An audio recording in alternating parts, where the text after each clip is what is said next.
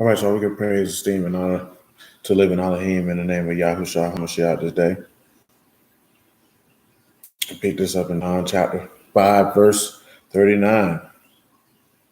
Search the scriptures, for in them you think you have eternal life, and there they which testify of me. And you will not come to me that you might have life. I receive not honor from men, but I know you, that you have not the love of Elohim in you. I come in my Abba's name, you receive me not. But another shall come in his own name, him you will receive. How can you believe which receive honor one from another and not the honor that comes from Elohim only? Do not think that I will accuse you. The Abba, there is one that accused you, even Moses, in whom you trust. Had you believed Moses, you would have believed me, for he wrote of me. But if you believe not his writings, how should you believe my words? All praise be to Abba and Shamahim in the name of Yahushua. Let's swing over here to Psalms 139. And then I'll share something with y'all, man, in a conversation we had in a Facebook group on a matter that we haven't discussed in a long, long time. It's definitely been a long time.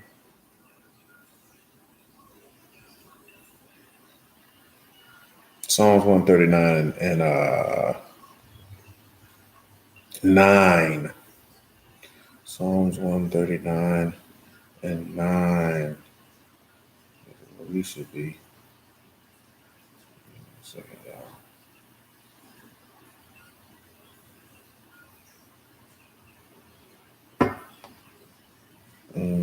that didn't work. If I take the this is Psalms 1, Shalom, man. This is Psalms 139 and 9. If I take the wings of the morning and dwell in the uttermost parts of the sea. I don't think I talked about the dwell in the uttermost parts of the sea, and I'm going to do that in a moment. Even there shall your hand lead me, and your right hand shall hold me. Let's look at dwelling in the uttermost parts of the sea, if you would. Ezekiel chapter 47.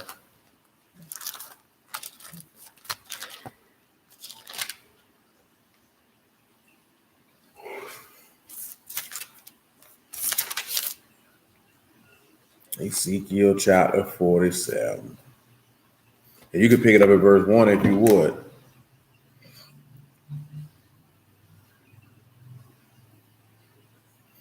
Afterwards, this is Ezekiel 47 and 1. Afterwards, he brought me again unto the door of the house. Behold, waters issued out from under the threshold of the house eastward.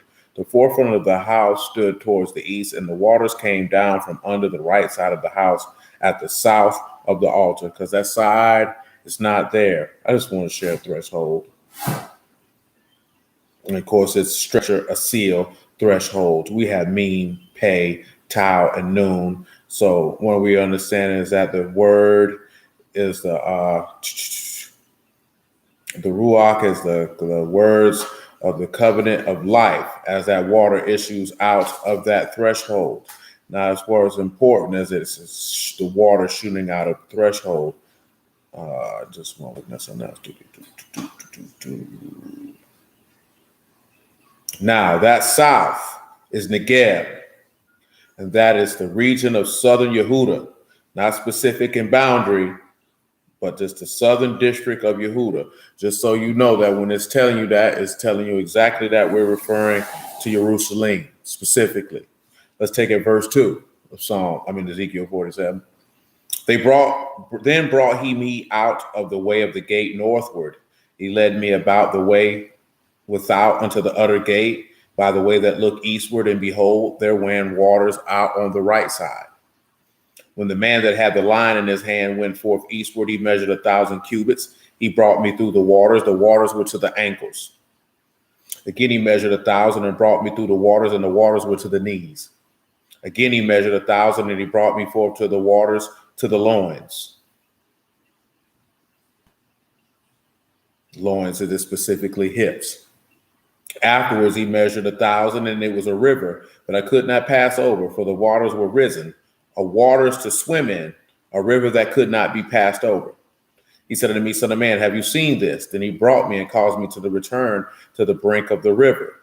Now, when I had returned, behold, at the bank of the river, there were very many trees on the one side and on the other side. And that would be referencing when we were talking about those trees in the garden, how there were more than just the tree of knowledge of good and evil and the tree of life. Those just were the only two mentioned by name.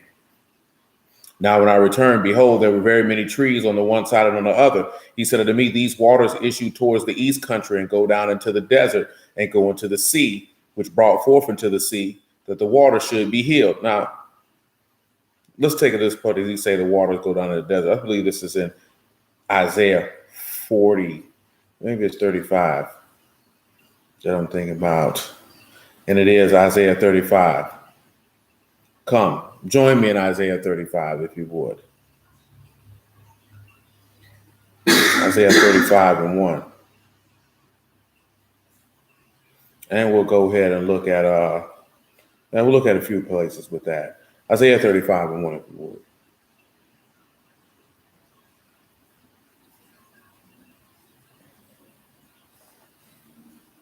Say, the wilderness and the solitary place shall be glad for them. The desert shall rejoice and blossom as the rose. It shall blossom abundantly and rejoice, even with joy and singing. The esteem of Lebanon shall be given unto it, the excellency of Carmel and Sharon, and they shall see the esteem of Yahuwah and the excellency of our Elohim. Well, what is this esteem that you're going to see? Well, we read that in Philippians 3 on Wednesday, if I'm not mistaken. You will see Yahushua himself. Now, we're talking about, of course, the main verse that's mentioned is the verse in Psalms 139, that his substance was known when he was made in secret. If you recall what's written in John chapter 7, you know, his brothers told him that nobody does anything in secret, but does things openly that they may be seen. But Yahushua's creation, as forth as becoming the son of Elohim, was done in secret because it was done in the grave. And that substance, which we'll get to eventually, was not hid from the Father, because the Father knew all things as forth as regards of fashioning that new clay that through the hands of the potter. But let's continue. Strengthen you the weak hands, confirm the feeble knees. Say to them that are of a fearful heart, be strong, fear not. Behold, your Elohim will come with vengeance, even Elohim with a recompense. He will come and save you. The eyes of the blind shall be opened, and the ears of the deaf shall be unstopped. Then shall the lame man leap as a hart, and the tongue of the dumb sing, for in the wilderness shall waters break out, and streams in the desert. Parched ground shall become a pool, thirsty land springs of water, and in the inhabitation of serpents where each lay shall be grasses with reed and rushes. Now, if you recall, you have instances when we were in the wilderness of him causing water for the people to drink. If you don't recall, let's take a look at Numbers 21 for one of them.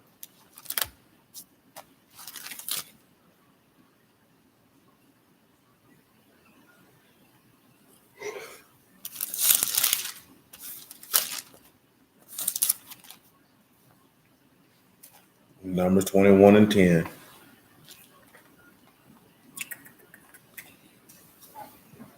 When you look at going through the wilderness, it's a place that has no water. And remember, we're referencing this from Ezekiel 47, where it says that they go down, that the waters went down into the desert. So that's why we're looking at these places up here, because this is water issuing out from the house. Remember, this is from the door of the house. This is from the temple of Yahuwah itself, or what these waters are issuing out from. Numbers 21 and 10. The sons of Yasharal set forward and pitched in Obath. They journeyed from Obath and pitched at Ig-Abarim in the wilderness, which is before Moab, towards the sun rising. From thence they removed and pitched in the valley of Zered. From thence they removed and pitched on the other side of Arnon, which is in the wilderness that come out of the coast of the Amorites, for Arnon is the border of Moab, between Moab and the Amorites. Wherefore it is said in the book of Wars of Yahuwah, what he did in the Red Sea, and in the brooks of Arnon, and at the stream of the brooks that go down into the dwelling of Ar, that lie upon the border of Moab. And from thence they went to Beer, that is the well whereof Yahuwah spake unto Moses, gather the people together, and I will give them water. Then Yasharal sang this song, spring up, O well, sing you unto it. The princes digged the well, the noble of the people digged it by the direction of the lawgiver, but the direction part is not there. It just says by the lawgiver.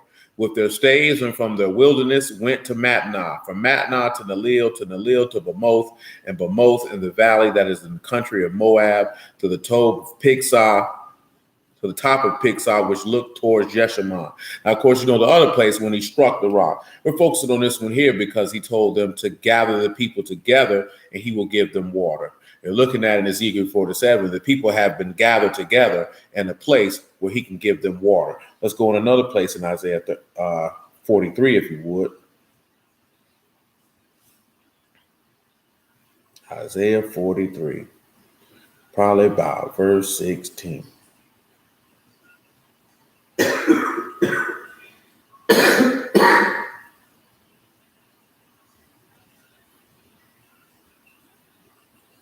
You could make it 14.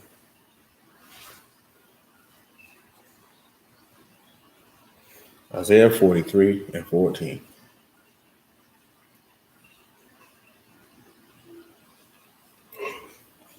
Thus saith Yahuwah your Redeemer, the Kadash one of Yasharal. For your sake I have sent to Babylon, and I brought down all their nobles and the Chaldeans, whose cry is in the ships. I am Yahuwah, your Kadash one, the creator of Yasharal, your Malik. Thus saith Yahuwah, which make a way in the sea, and patheth mighty waters, which bring forth the chariot and horse, the army and power. They shall lie down together, they shall not rise, they are extinct, they are quenched as a tow. Clearly, you can see him making a reference to the parting of the Red Sea. Now, let me ask you this. Is there a scriptural reference of the parting of the Red Sea in the future? It could be in the Old, it could be in the New. But is there a reference to a parting of the Red, as a parting of the sea, as what occurred with the Red Sea? Is there a reference for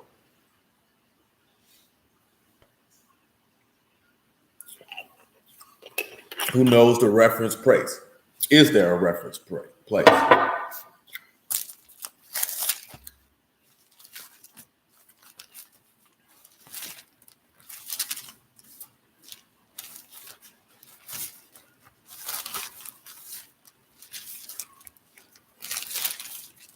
Oh, this one here pretty easy. I thought y'all grab this one here rather swiftly. Rather swiftly.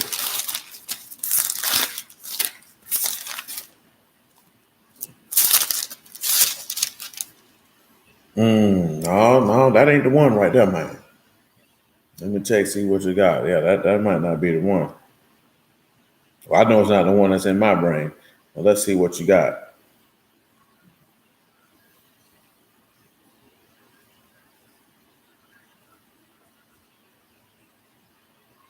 Oh, yeah, no, it's not the one. You got one that's very, very specific. Very, very specific. Anybody else? Anybody else?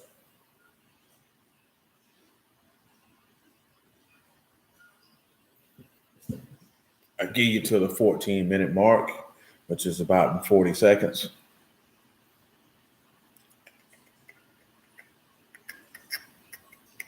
You got about 30 seconds.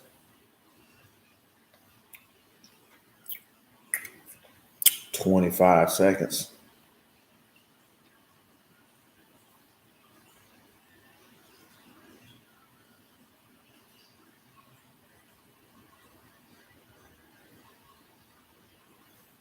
Ten seconds.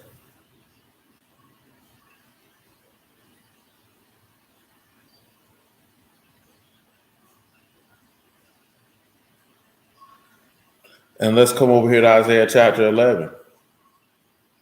And let's look at verse 6. And let's see what we have here. He said, the wolf also, this is Isaiah 11 and 6. The wolf also shall dwell with the lamb. The leopard shall lie down with the kid. The calf and the young lion and the fatling together, and a little child shall lead them. The cow and the bear shall feed, their young ones shall lie down together, and the lion shall eat straw like the ox. And the suckling child shall play on the hole of the asp, and the weaned child shall put his hand in the cockatrice den. Question: why were these little children? Scriptural answers, please, because you have two instances that you could use off the top of my head, off the top, why children would be able to have this ability.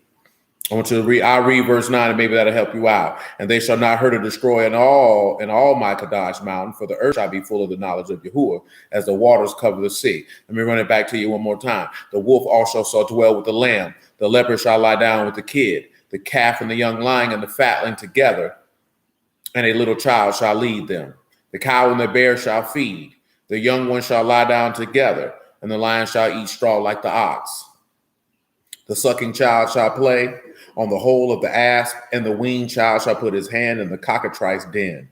They shall not hurt nor destroy in all my Kadash mountain, for the earth shall be full of the knowledge of Yahuwah as the waters cover the sea. Matter of fact, it's about 4 or 5, depending on how you would answer this, that could satisfy this query. Can anyone satisfy this query? Why is a sucking child, a child on his mother's breasts, able to stick his whole hand in the hole of an asp? Why is a child free from his mother's breast, able to put his hand on a cockatrice den? How is a little child able to lead a wolf, a lamb, a leopard, a kid, a calf, and a young lion, and lead them all? How is this possible? Scriptural answers only, please.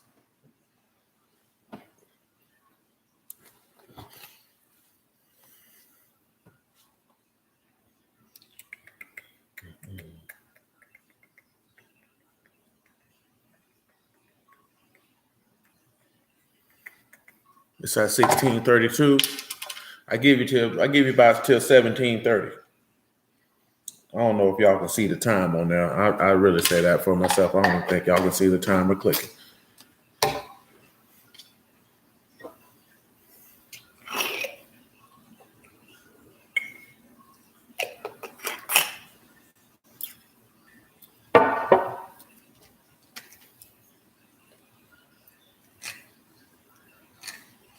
Got about 30 seconds.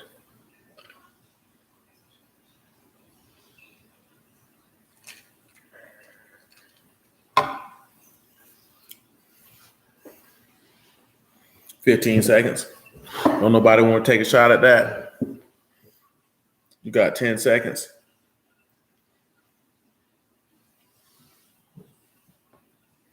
Well, let's begin then. Let's go to Genesis chapter 2, first and foremost.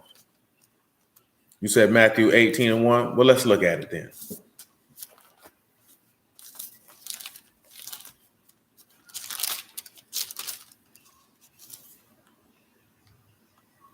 I can see why you would mention that. Not in this instance, as forth as a child being great in the kingdom of heaven. But I see why you would mention that. I see where you're going with that, Dap. Let's look at why this child can lead these animals. Let's look at that. Let's look at that first. Let's take care of that. Genesis chapter 2, if you would.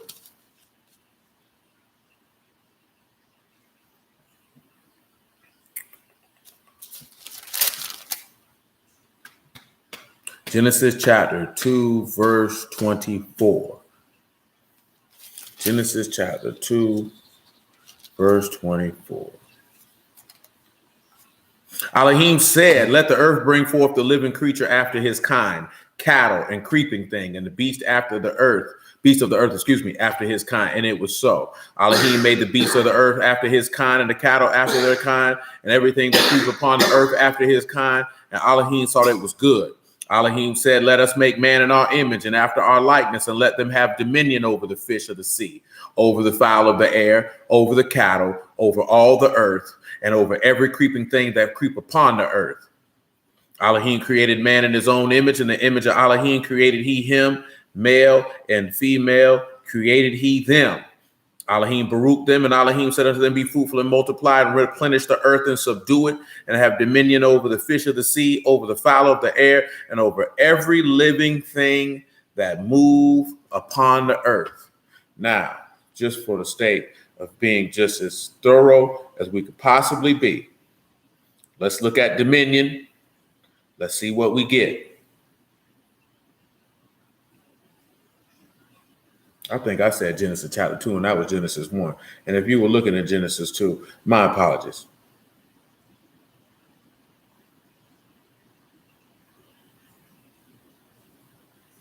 When you look at dominion here, we have Radah, Rosh, Dalit, and Hay. That is to rule, to have dominion. Most importantly, to subjugate. See, when you're leading something, it is subjugated to you. If you do not know what subjugate means, I give you just a standard definition, but I'll give you the proper definition.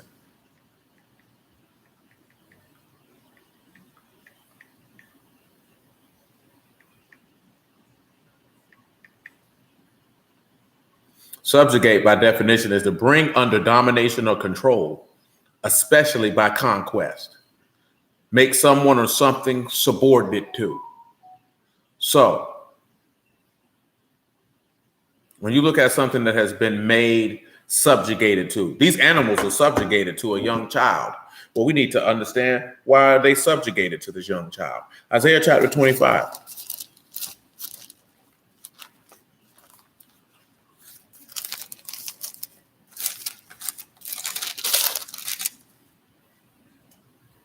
Isaiah chapter 25.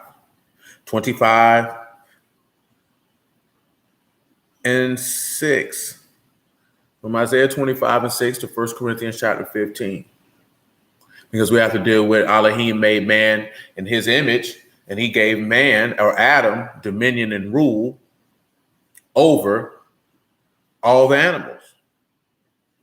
Remember, if we're dealing with Jerusalem, well, we're going to read a verse for it, but it's as the Garden of Eden, which means man has dominion or rule. But when we're also looking at the part that the animals are no longer eating flesh, well, we have to look at why they're no longer eating flesh.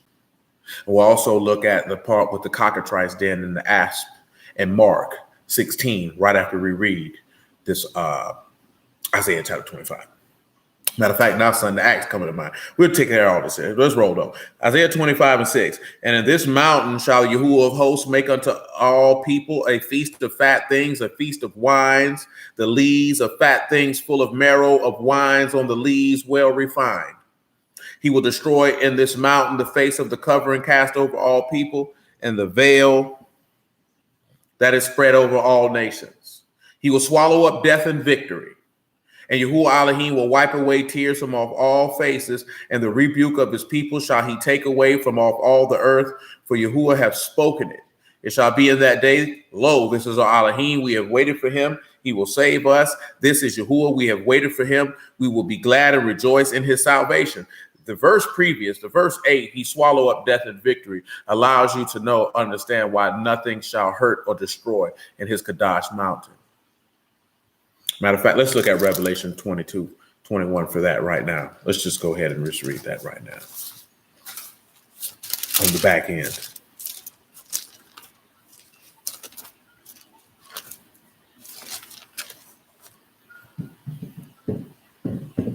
(21 and 4), just on the house, and we'll move along.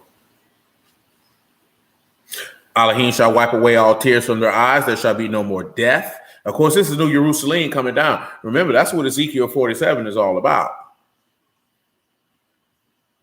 There shall be no more death, neither sorrow nor crying, neither shall there be any more pain, for the former things are passed away. Well, if the former things are passed away, what did the lions used to do? What did the wolf used to do? The things that they used to do, they no longer do. And as they're dwelling in his Kadash mountain, they will lie down and be at rest. They will no longer operate in that fashion because they will be subdued and under subjugation of he who is in the image of Adam. Let's get that 1 Corinthians 15 for he that is in the image of Adam.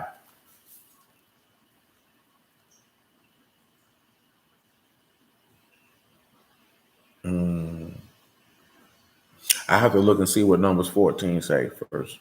I don't even know what to say off the top of my head.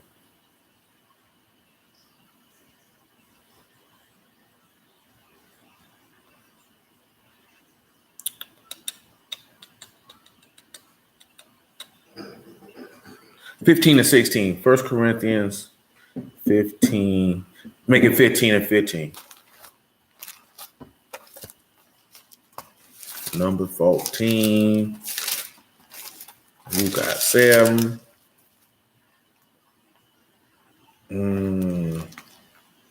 I understand.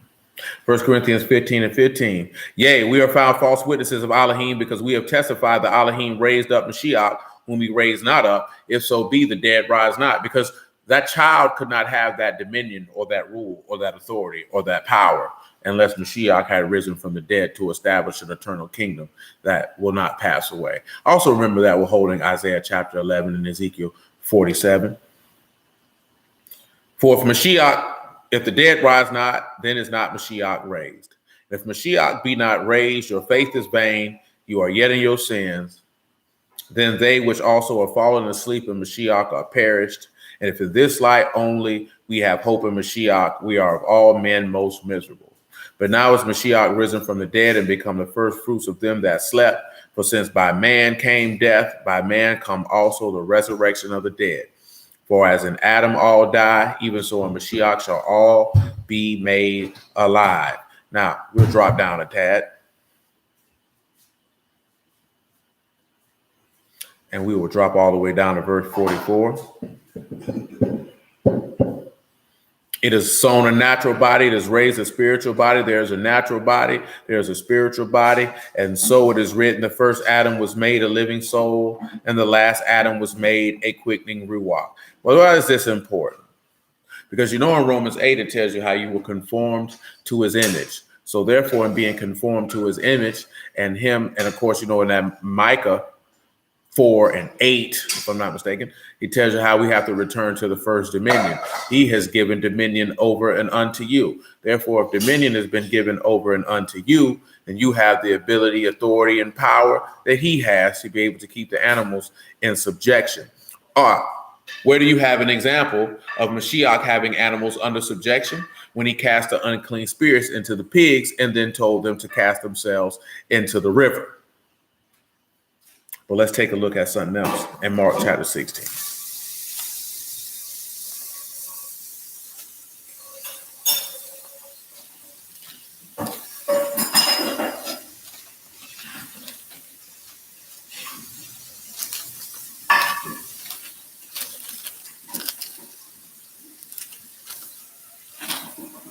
Yeah. Mark 16, you can pick it up at verse 12.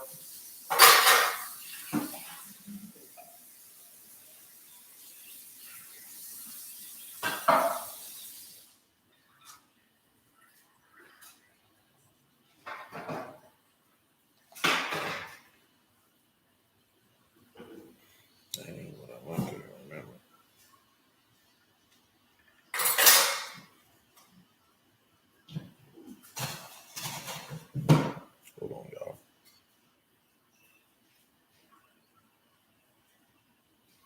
There we go. Mark 16, verse 12. After that, he appeared in another form unto two of them as they walked and went into the country. And they went and told it unto the residue, neither believed they them. Afterwards, he appeared unto the 11 as they sat at meat, and upbraided them with their unbelief and hardness of heart, because they had not believed not them which had seen him after he was risen. He said unto them, go into all the world, and preach the good news to every creature. He that believe and is baptized shall be saved. He that believe not shall be damned. These signs shall follow them that believe. In my name shall they cast out devils and speak with new tongues. They shall take up serpents. And if they drink any deadly thing, it shall not hurt them. They shall lay their hands on the sick, and they shall recover. Come over here to Acts chapter 28 and verse 1.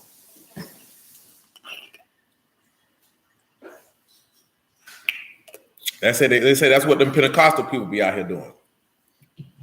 Letting snakes and whatnot bite them.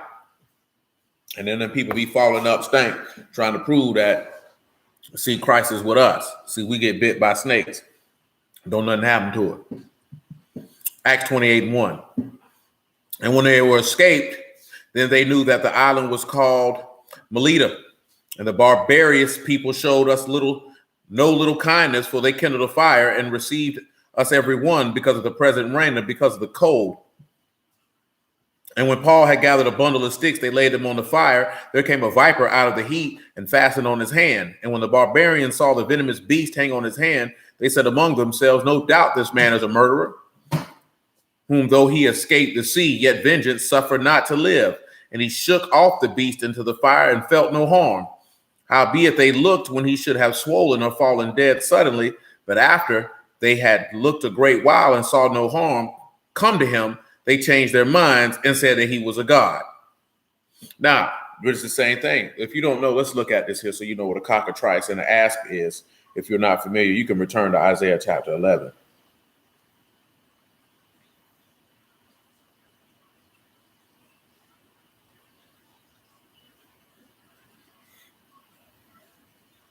Pt5. Again, this is what just bit Paul. Pt5, this is a snake. This is a venomous serpent, possibly a cobra, an adder, or a viper. So a child can stick their hand in the hole of an asp or the hole of a viper, a cobra, or a snake and not die. Cockatrice, sapha, same thing. Viper, snake, poisonous serpent. You're talking about dealing with snakes, getting bit by the snake and not dying. But why was this important? Why do y'all think that's important? That you're looking at an instance where people can be bit by a snake and not die?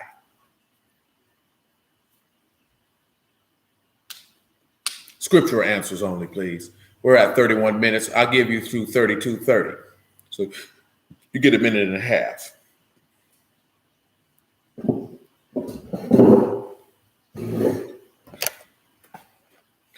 Why is that important?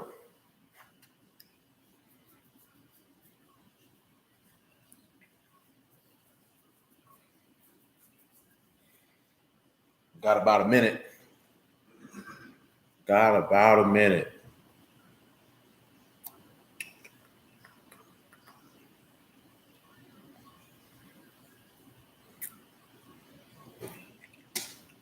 Why is that important? I thought that one there pretty easy for you too. I thought that y'all knocked that one out too.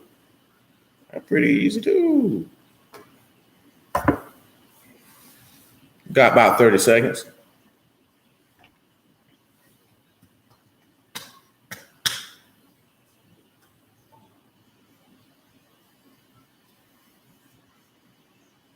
About 20 seconds. I will allow it, but you're going to have to be more specific. What are you referencing to support that claim? I give you another 30 seconds because somebody gave something close, but I need book to support your claim. So it means you got 30 more seconds. 30 more seconds to support your claim. You say Genesis 3:15, he step on his head. I will allow. It is related to Paul, Monte, and the verse about how the children can stick their hands.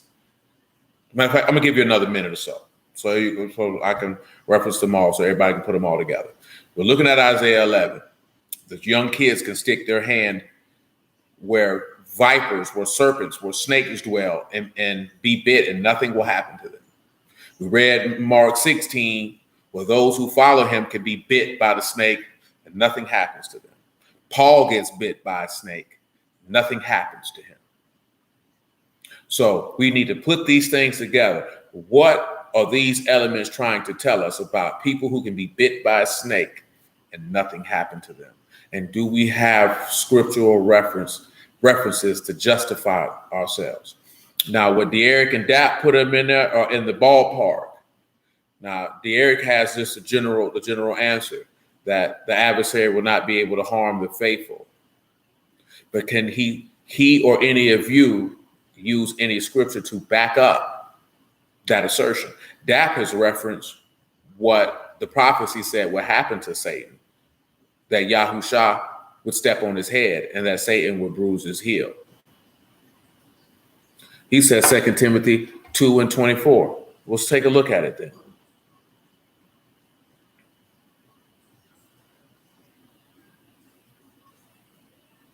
And any of y'all can slide anything. You say Numbers 21. See, now that's different because you know what? I'll allow it. Numbers 21 is acceptable, so I will allow it. I will allow it. 2 Timothy chapter 2 and verse 24. You say Luke 10:19. We shall read them all. 2 Timothy 2:24. It says, the servant of the Lord must not strive to be gentle unto all men, skilled to teach, patient, and meekness instructing those that oppose themselves, if Elohim peradventure to give them to repentance, to the acknowledging of the truth, that they may recover themselves out of the snare of the devil, who have taken them captive by his will. So we're talking about an individual who has the word and has the ability to help someone who is being opposed in the ballpark, but not necessarily in the arena. Let's look at Luke 10 and 19 and let's see what it says.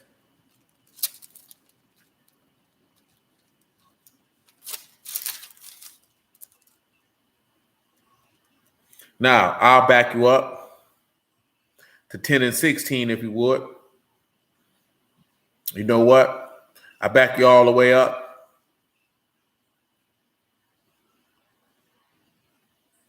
to 10 and 5, and I'll roll this on down. Now, Sean is about the closest. You know what I'm saying? He's about the closest as he dealing with the looking upon the and the reason why I say the closest, because those people got bit by a serpent and they were harmed before they looked upon the serpent on the pole. And everyone who looked upon it was healed.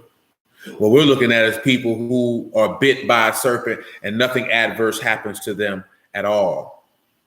And we're going to put that in together, you who are willing, with what we're already looking at, with the matter that we're already been discussing.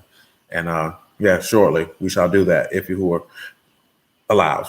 Luke 10 and 5, if you would. And to whatsoever house you enter first, say, Shalom be to this house. If the son of Shalom be there, your peace shall rest upon it. And if not, it shall turn to you again. Understand this one here. I shall grab those. We just grabbed that Acts 28, Monte. I'm going to grab this Job for her in a moment. This is important. What you just mentioned, what he just mentioned, what the Lord just mentioned. If you go into somebody's house and you say, peace be unto it, if Mashiach is there, then the peace will be. See, that's a hard thing for people to understand. See, that go back to what we were talking about a week or so ago. That man ain't with everybody. He don't dwell with everybody. So he's not in everybody's house. And he's letting his apostles know that so I'm going to read it to you again. If the son of Shalom be there, your peace shall rest upon it. If not, it shall turn to you again. See, you could go to somebody with the word and Mashiach don't be there. Because he said, if the son of peace be there. I mean, if that person was already predesignated and ordained to be saved, then he's already there. Zacchaeus is an example of that. He is not there with everybody. That's why everybody doesn't accept his word. Oh my God, these people here are ridiculous. Let's continue, verse 7. And in the same house remain eating and drinking such things as they give, for the laborer is worthy of his hire. Go not from house to house. That's why he's telling you this here. If they came into somebody's house and the son wasn't there, then he was telling them to leave. But if they came into a house and the son was there, he was telling them to stay there. And if they stayed there, then they would minister to the word to whomever's house that they were dwelling at. Now, that's a slight difference because you could read in Acts that Paul had a hired house. And all he did was teach people the word who came to his house. Let me read that to you for those who are not familiar, because some who know, who've been around for a while, I read this to them all the time. Because if I did not have to labor on a regular basis, and you who are permitted, I would do the very thing that is written here. And at one time, only Nell and Little Muffin can give witness. That is exactly what we did. Acts chapter 28.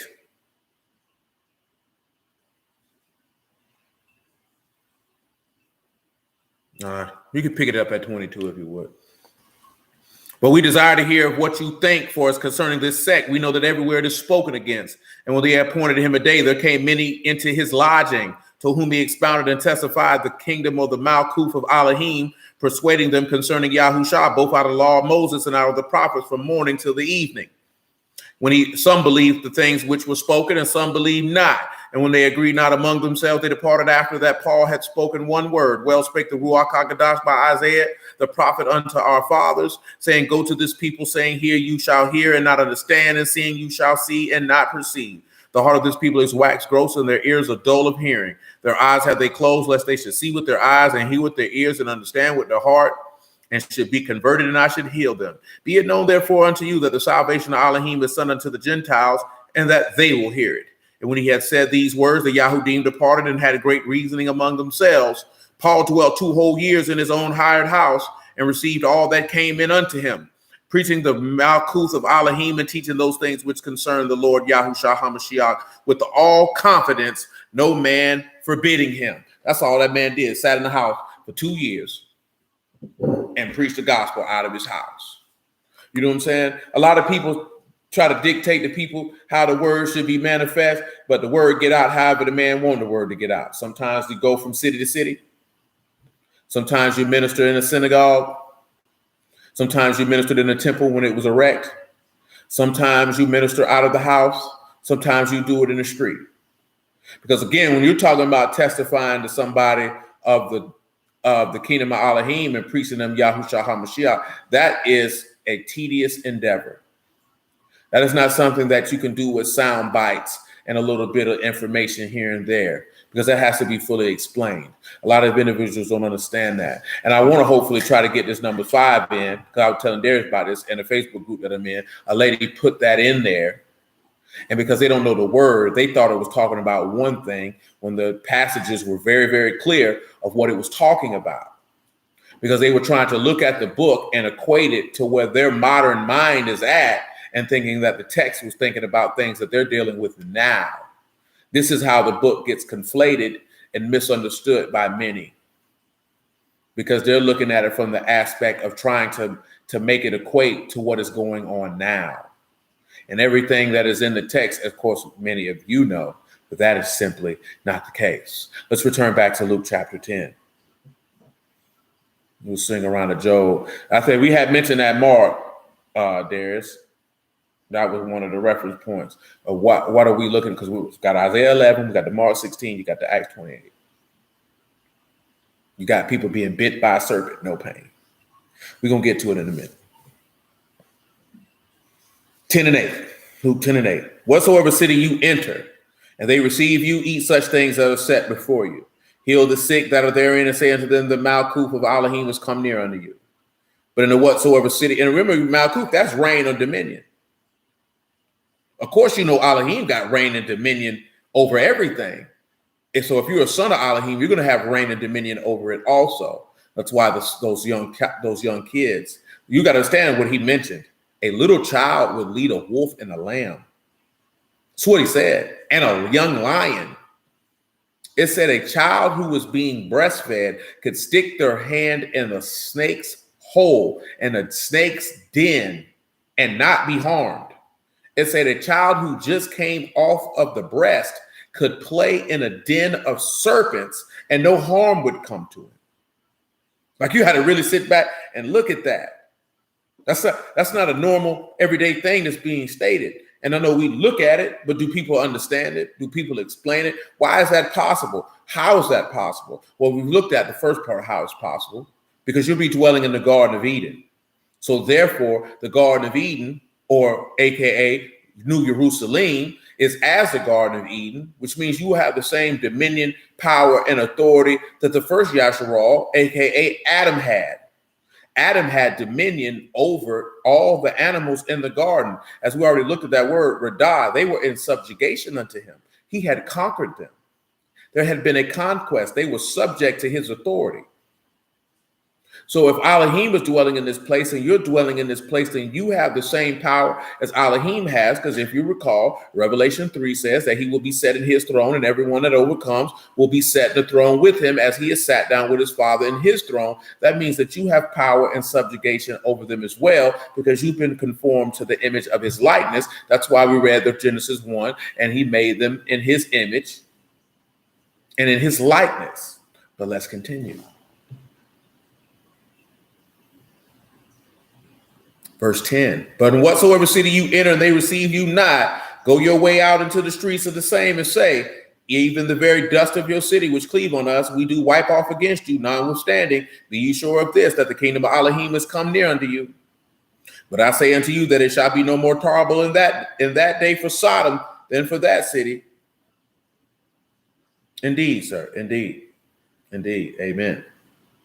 Woe unto the Carazon, woe unto Besada. Never does. For if the mighty works had been done in Tyre and Zidon, which had been done in you, they had a great while ago repented, sitting in sackcloth and ashes. But it shall be more tolerable for Tyre and Zidon at the judgment than for you. And you, Capernaum, which are exalted to heaven, you shall be thrust down to hell. He that hear you, hear me. He that despise you, despise me. He that despise me, despise him that sent me. And the 70 returned again with joy, saying, Lord, even the devils are subject unto us through your name. He said unto them, I beheld the adversary as lightning fall from heaven, but I've given unto you power to tread on serpents and scorpions, over all power of the enemy, and nothing shall by any means hurt you. Notice what he said. Notwithstanding in this rejoice, not that the Ruachs are subject unto you, but rather rejoice because your names are written in heaven. So this is the first key point. See, Stanley mentioned that first part, they won't have any means to hurt you, but then we got to get to verse 20, that your name's written in heaven. Not that these evil spirits are subject unto you, but that your name's written in heaven. See, we already know that Paul's name was written in heaven because he said he was a chosen vessel unto him. We're already aware of this. We're cognizant of this fact. Let's return. Not return. I'm going to go out. Dang, it was in my mind and this one slipped out. Yes. Let's do this. John chapter 13. Oh, no. Not John 13. Now it's come to mind. Genesis 49.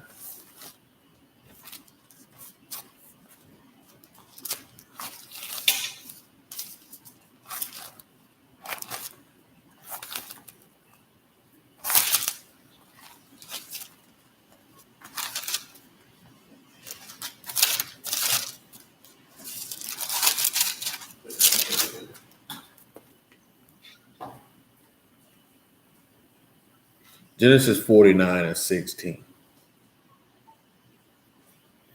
Genesis 49 and 16. Dan shall judge his people as one of the tribes of Yasharal. Dan shall be a serpent, by the way, an adder in the path, that bite the horse's heels, so that his rider shall fall backward. I have waited for your salvation, O Yahuwah. Does anybody recall how this Genesis 49 with Dan relates to the gospel? When I say the gospel, Matthew, Mark, Luke, and John.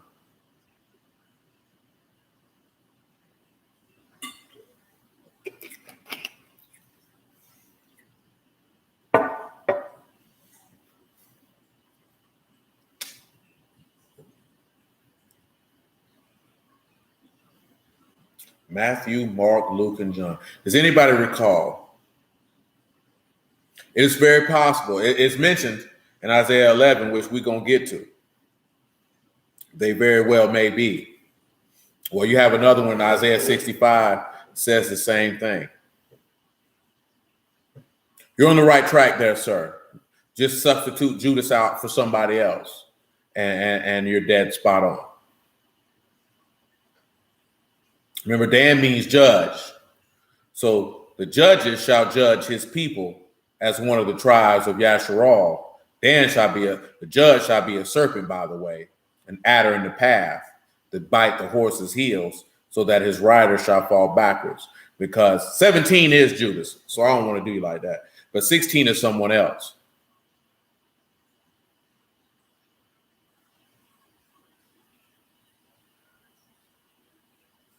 It's really twofold, whatever direction you want to go. But definitely Judas is in the midst. My apologies.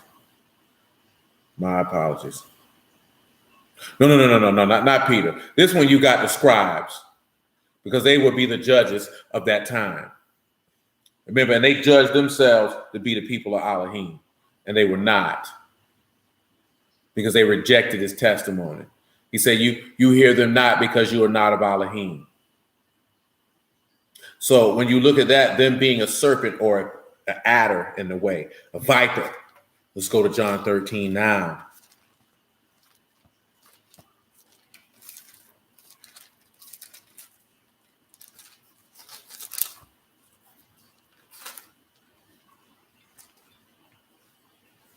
John 13 now, amen. John 13 and 1. Now, before the feast of the Passover, when Yahushua knew that his hour was come that he should depart out of this world under Abba, having loved his own, which were in the world. He loved them unto the end, supper being ended, the devil, having now put into the heart of Judas Iscariot, Simon's son, to betray him. Now, Simon's son, little Judas here, has become a serpent. Has become a serpent. Let's confirm that even more from the mouth of the Lord. 13 and 25. We'll make it 13 and 21. When Yahushua had thus said, he was troubled in Ruach and testified and said, truly, truly, I say unto you that one of you shall betray me. The disciples looked one on another, doubting of whom he spake. Now there was leaning on Yahushua's bosom one of his disciples, whom Yahushua loved. Simon Peter therefore beckoned to him that he should ask to whom it was whom he spake. He then, lying on Yahushua's breast, said unto him, Lord, who is it? Yahushua answered, it is he to whom I give a sop, when I have dipped it. When he had dipped the sop and gave it to Judas Iscariot, the son of Simon, after the sop, Satan entered into him. Then said Yahushua unto him, that you do it quickly. Now, you know, we read the other day with Satan jumping into him in Luke. Let's go ahead and look at it then. Luke 22 and 1, real quick, live. So what we're looking at here is, and you know that John 18 is whether they fall backwards and stuff like that. We're not going into all that. What we're looking at in this instance is Judas and the scribes were Satan, who are the serpent, who bit Mashiach. But they bit Mashiach, and what they thought they had injured him, they had hurt him not. Because what it said by, don't rejoice that you have power over the spirits. That's where the Genesis 3 and 15, that reference come into play. Don't rejoice because he had already had power over Satan to tread upon him.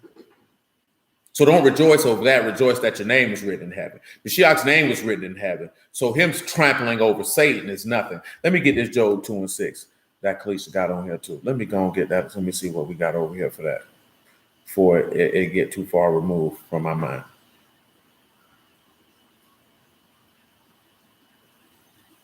I will allow it. When it tell Job, behold, unto Satan, behold, he is in his hand. He is in your hand, but save his life. The only difference is Satan ain't had no power to save his life. Remember, I have power to lay my life down, and I got power to pick it up again, but it's in the same ballpark.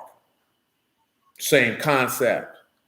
Nevertheless, Luke 22 and 1. Now the feast of the unleavened bread drew nigh, which is called the Passover.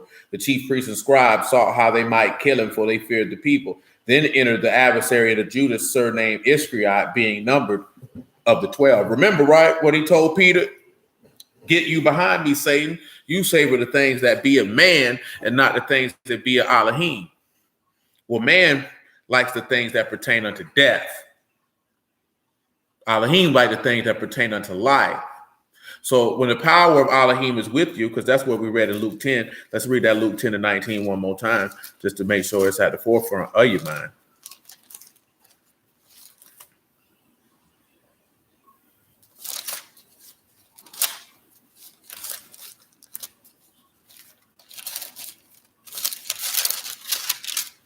When he said, I've given you power to tread on serpents and scorpions and over all the power of the enemy, and nothing by any means shall hurt you. Well, let's look at what it is to have power over the enemy. Let's do it anyway. 1 Corinthians 15 and then Revelation 21.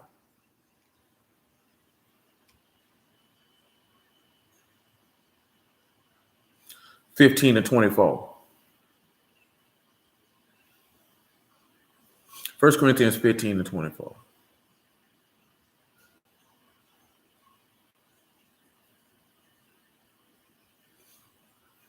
I mean, if you want to go in that direction, but at this point, and this verse 19, he talking about literally. Because the enemy don't have power over men's tongues. He's looking at what Satan has power over, and we know that he has power over death. We all, I would hope none of you have had this happen to you, but I don't think any of us would want to be bit by a snake, a poisonous snake, if you would, because if you were bitten by one, it's an example. Because matter of fact, that's where, praise the Lord, that's where the Numbers 21 that Sean mentioned come into play, because those people were bitten by a snake, bitten by a viper, and died. and they had to look upon something of Elohim in order to live. That once they had looked upon that, then if a viper had bit them, that viper would have no power over them anymore. The power of Elohim would supersede the venom of the viper. See, one of the things that we don't sit back and look at is the power of Elohim supersedes the power of the serpent. See, that takes us into a whole nother conflation. Because I thought about mentioning this, and now that I'm mentioning it, saying this here, I probably have to mention it now. You know what I'm saying? Everybody's going haywire because Sleepy Joe come out and he say, like, pretty much he's pushing for eventually this is what is going to occur. If you go to companies that have over 100 employees, you have to look at the craftiness of what they're doing, because they couldn't fearfully impose a massive amount of people to do what they wanted them to do. See, this is the thing that you have to look at. They cannot lawfully mandate people to get vaccinated. They can't do that. But what they can do is this. If we tell you that we will fine you or do certain things to you that will affect your bottom line, then that will motivate you to go to your employees and say that we're going to need you to do this because this is going to affect my wealth. And a notice to keep on, we're talking about companies over 100 people. Now, of course, there's various companies that have over 100 people, but this begins to mess with your quote unquote multi-billionaires. Now, I just shared a video in the chat with you, but it was going off the rails on a few things. But one thing that he did mention, that the government has a lot of ways for people who own multinational corporations and who are accruing billions and billions of dollars, of the 600 people in America that have such funds, keeping a mass amount of their money so that they don't have to pay taxes. Whether how you feel about that is irrelevant. But if I can tell them I'm going to mess with your bread, and then tell them that these people either got to get vaccinated or you got to test them every day. Well, if I have to test you every day, that's money that I have to spend. And if that's money I have to spend, then I'm going to look at you as a liability. And I will remove you from my company in place of someone who's already vaccinated, so I don't have to deal with that. See, that's what they did with that. Companies over 100, anybody who does any federal contracts. So you have to look at that. You could be an independent contractor with 10 employees, and these people are going to mandate that you're going to have to do that in order to keep getting. This is why people say it's the mark of the beast. But y'all are wise enough to know that the mark of the beast is tied with worship of the beast. A lot of people still jumping out there, mainly people who don't know the word. Oh, this is the mark of the beast. You ain't seen no beast. That has not happened. Why am I mentioning all of this? Because we know that the serpent gives the beast his power. Matter of fact, let me go on over here to Revelation 12, man. I just cut the game short right there, man. Just get it to you straight like that. Off the brick. You know what I'm saying? Raw, unadulterated cocaine. Come on around here to 12, right? You can make it verse 5 on the house. So you have to look at type of stuff. Like if you in the word, that stuff make you nervous, something wrong with you. Meaning your faith ain't right. That shouldn't even make you nervous. It's just sit back and you look at, you see what they doing. And you can see how people can be manipulated. And the way you manipulate people is with money. That's why I keep telling y'all you have to go back and you got to look at that Matthew 5 and look what he told you. Take no thought for your life. Why you care about the cares and affairs of this life? If nothing else is going on in this country, we can't speak in no other country. Or the type of games that these people playing, the fool people's livelihood, this should show you that you ain't got no business relying on yourself and thinking, worrying about none of these type of things and not being anxious about nothing in life and leaning on Elohim and being thankful that you have the things that you need. Therefore, you should be content. Is food in your belly, is clothes on your back, is a roof over your head, because that's all that he owes you. He doesn't owe you anything other. He said, pray to Elohim, give us this, our daily bread. That's all he owes you. And see, we get caught up in that's why he say the cares and affairs of this life choke off the word that it don't bring forth no fruit, because we end up worrying about the wrong thing. See, this instance of all this stuff that they got going on economically are the gains that they're trying to pull, because this man just sat back and said some real ill stuff out of his mouth, talking about we didn't have patience, but our patience wearing thin. You have to pay attention to the psychological ploys. They're trying to cause a divide of the people, the vaccinated against the unvaccinated. That's why I've been telling y'all that racism ain't real. It's a ploy to divide people. People stupid enough to fall for it because you don't want to use your brain. You know what I'm talking about? See, especially with our people, yeah, you've been oppressed and subjugated. It's not your land. This is what happens to any people who are in a land that has been conquered by another people. That's just how the game goes. Study history and get over it. Then on top of that, if you know the word, then you already know why you subjugated and being oppressed by them people. So you just gonna have to bear that burden. This is when you're thinking in a mature fashion and understanding situation and circumstances, and not allowing the situation and circumstances that you find yourself in to dictate the way that you operate, think, and move. See, we can't sit back and cry about, man, these white folks do us like that. Well, what you thought they were going to do? Because it's their land. Because guess what? You're not ruling anywhere on the earth. So if you go anywhere, you're going to be subject to the same thing. You're going to be subject to the same thing, because if you go to China, that's their land. You think they're going to come in there and make you an equal partner? You're a fool. If you go to Japan, you think they're going to make you an equal partner? You're a fool. See, you're walking around here screaming for equal rights. You sound no different than the feminist womanist women that you despise, because you think that you're going to move into a territory that does not belong to you and think that they're going to see you as an equal. You, my friend, are mentally unstable. That is not going to happen. So you're just going to have to deal with that. You understand? You don't have to deal with that. It is what it is. You're going to have to bide your time until your Elohim comes and set you in rule and authority. And then these people will have to be subject unto you, and you can rule over them. That's just what it is. That's what he's told you. You're going to rule them with a rod of iron. You're going to break them into pieces like a potter's vessel. And that's just what it's going to be. But you don't want to wait for that. But I've already talked about this ad nauseum for many years. You don't want to actually rule over them. You want them to validate you, because you want to be their equal. You want them to tell you that you matter. You want them to tell you that I see you as my equal, my friend, and my lover. And it's not going to happen. Because again, there is no such thing as racism. If you allow anyone to tell you that there's a such thing as racism, you are not operating in a three-dimensional intellectual fashion. You're operating off of emotion and manipulation tactics of the adversary. Because if I make you believe that it's white versus black, black versus Asian, this, that, and the third, you're divided. And when you're divided, you're easily controlled, because you will be bickering against one another and cannot see the machinations and plans that I'm using to destroy all of you. That's why they want you rich versus poor, social status here. That's all these are ploys of the enemy. These aren't ploys of men. These are machinations of the enemy, to keep people separated and at odds. Because if you're at odds, then you can fight with one another. And when you're fighting one another, you cannot pay attention to what's going on. There's no such thing as sexism or any of that. People have fallen for this because people are idiots. And when I say people, I am not excluded from that. We're all are idiots, because we have all fed into one of these dichotomies at one point in time in our lives, thinking that these dichotomies were actual reality when they were contrived realities, artificial realities, if you will, a reality that you thought was real, that actually did not exist, because a person told you that another race of people don't like you, that a person told you that men hate women and women hate men.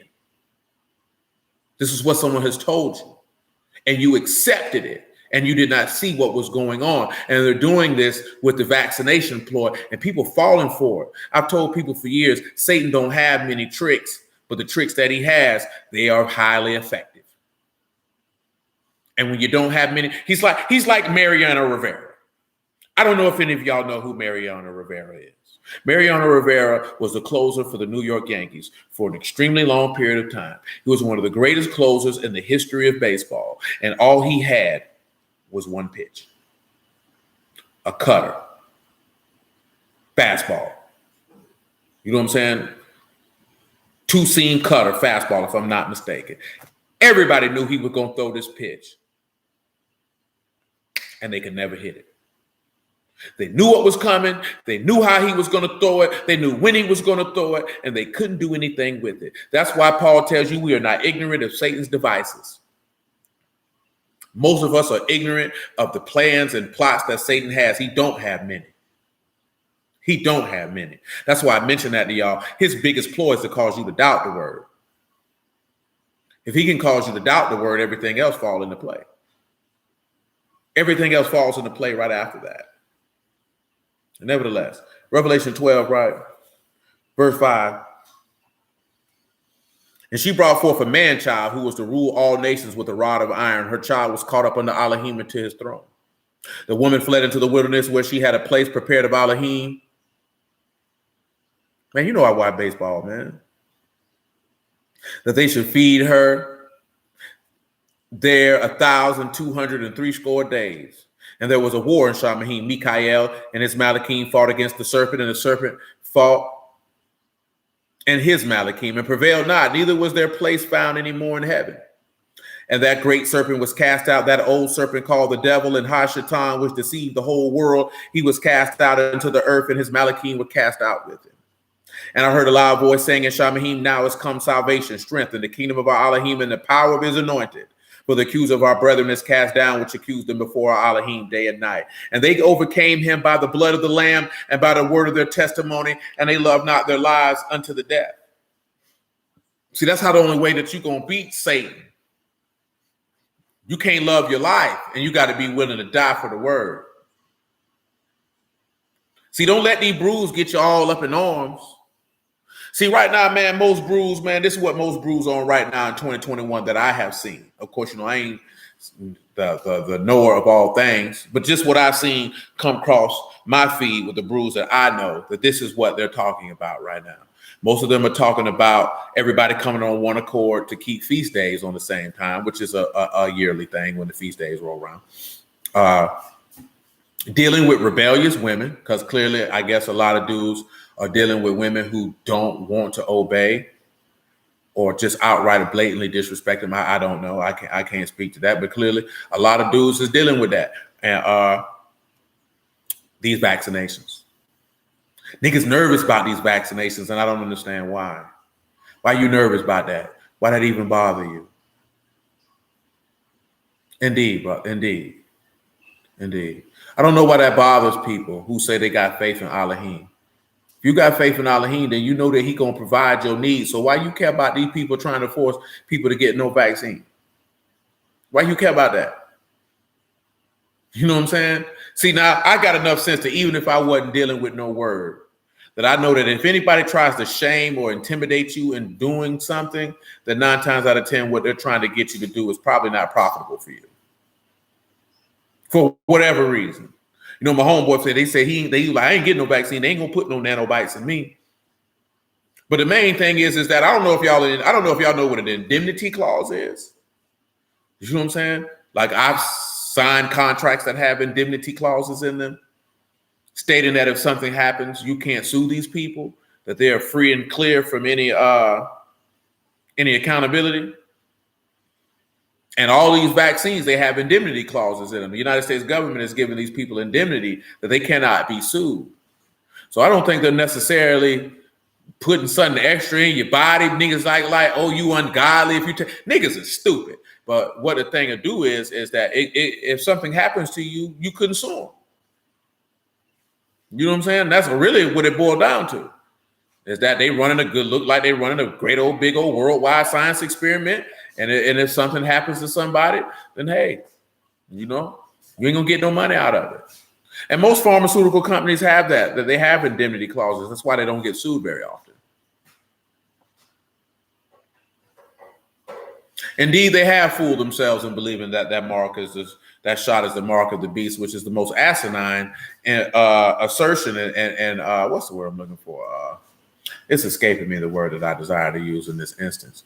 A conclusion that any of them can come to who say they study and read the text continually. I just had a conversation with a brother who teach the word about this. I'm like, bro, how you think this the mark of the beast when there's no beast? You need a beast to have a mark for. Where's the beast at? Where is the idol that people have to worship? This is how I know that many will be deceived upon the arrival of the beast because of their premature proclamations of many things that's got, you know how many times we done heard in my lifetime dudes think something pop up be the mark of the beast, man? With no beast? Come on here to Revelation 22. Man, these niggas crazy. Or 21, excuse me, not 22. Dudes have definitely fooled themselves. Oh, 20, excuse me. I'm sorry. 20. Revelation 20, I'm sorry. 20 and 1. People have definitely fooled themselves. That's why I've been telling y'all for the longest, don't go for that. But it'd be like Hall & Oates.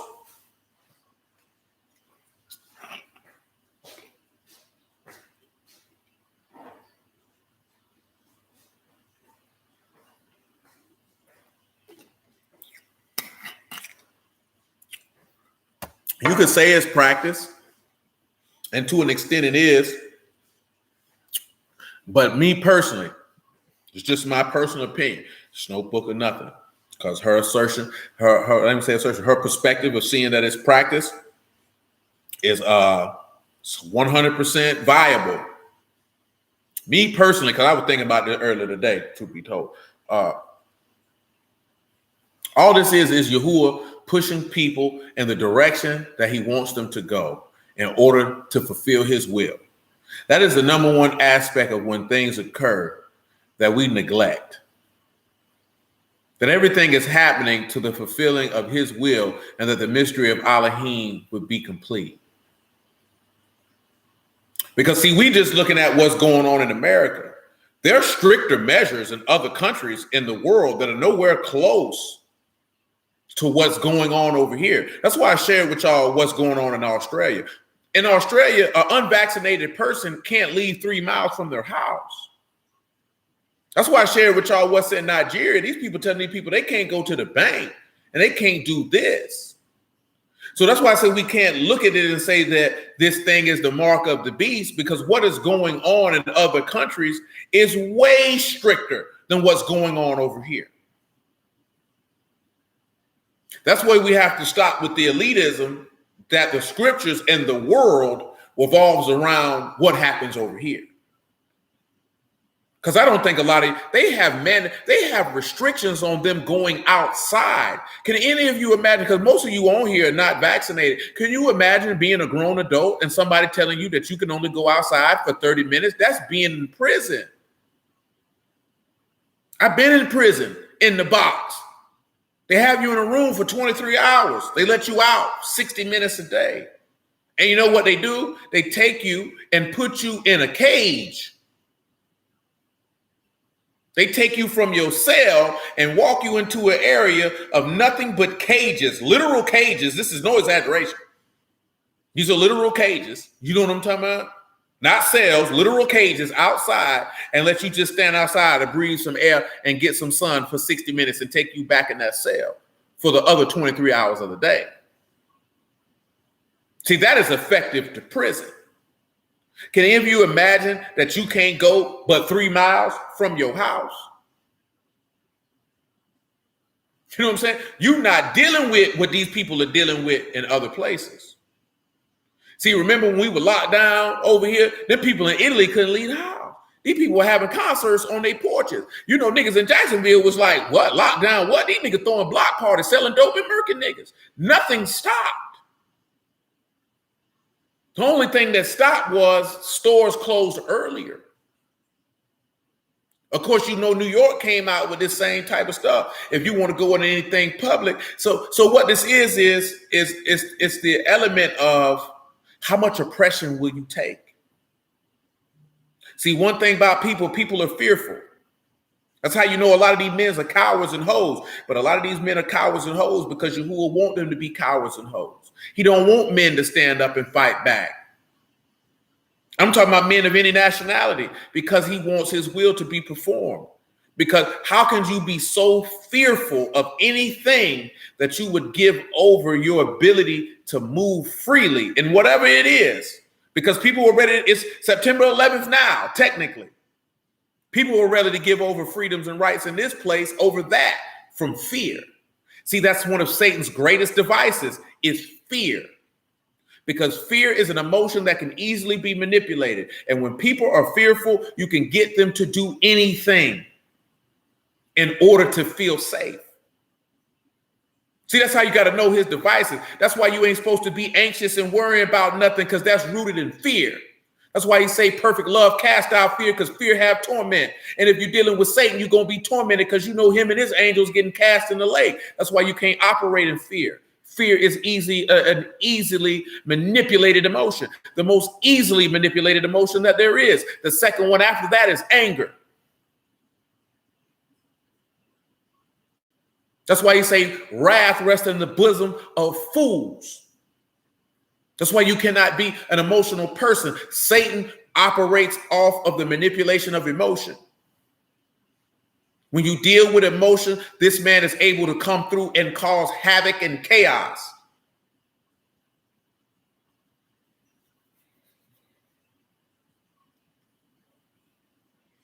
Most people not ready for that. Most of these Hebrews ain't ready for that. That's why every time you see somebody jump, oh, like this here, that's an emotional response. Men are supposed to be stoic and measured. Sit back and look at things and see, okay, I see what's going on. Let me gather more information based off the information that my Elohim told me, that I can make a proper assessment. Is this something that I need to move on, or something that I need to just be easy? I'm sitting here telling you, man, that's one of Satan's greatest devices, man, is fear. Because after fear, anything can come. You can be manipulated any way you want to go once you start operating in fear. I'm telling you, you operating in fear, anxiety, anger, sadness. That man can take you and do anything he wants to with you. Because you're susceptible at that point, because you're going to go off how you feel. And in that instance of how you feel,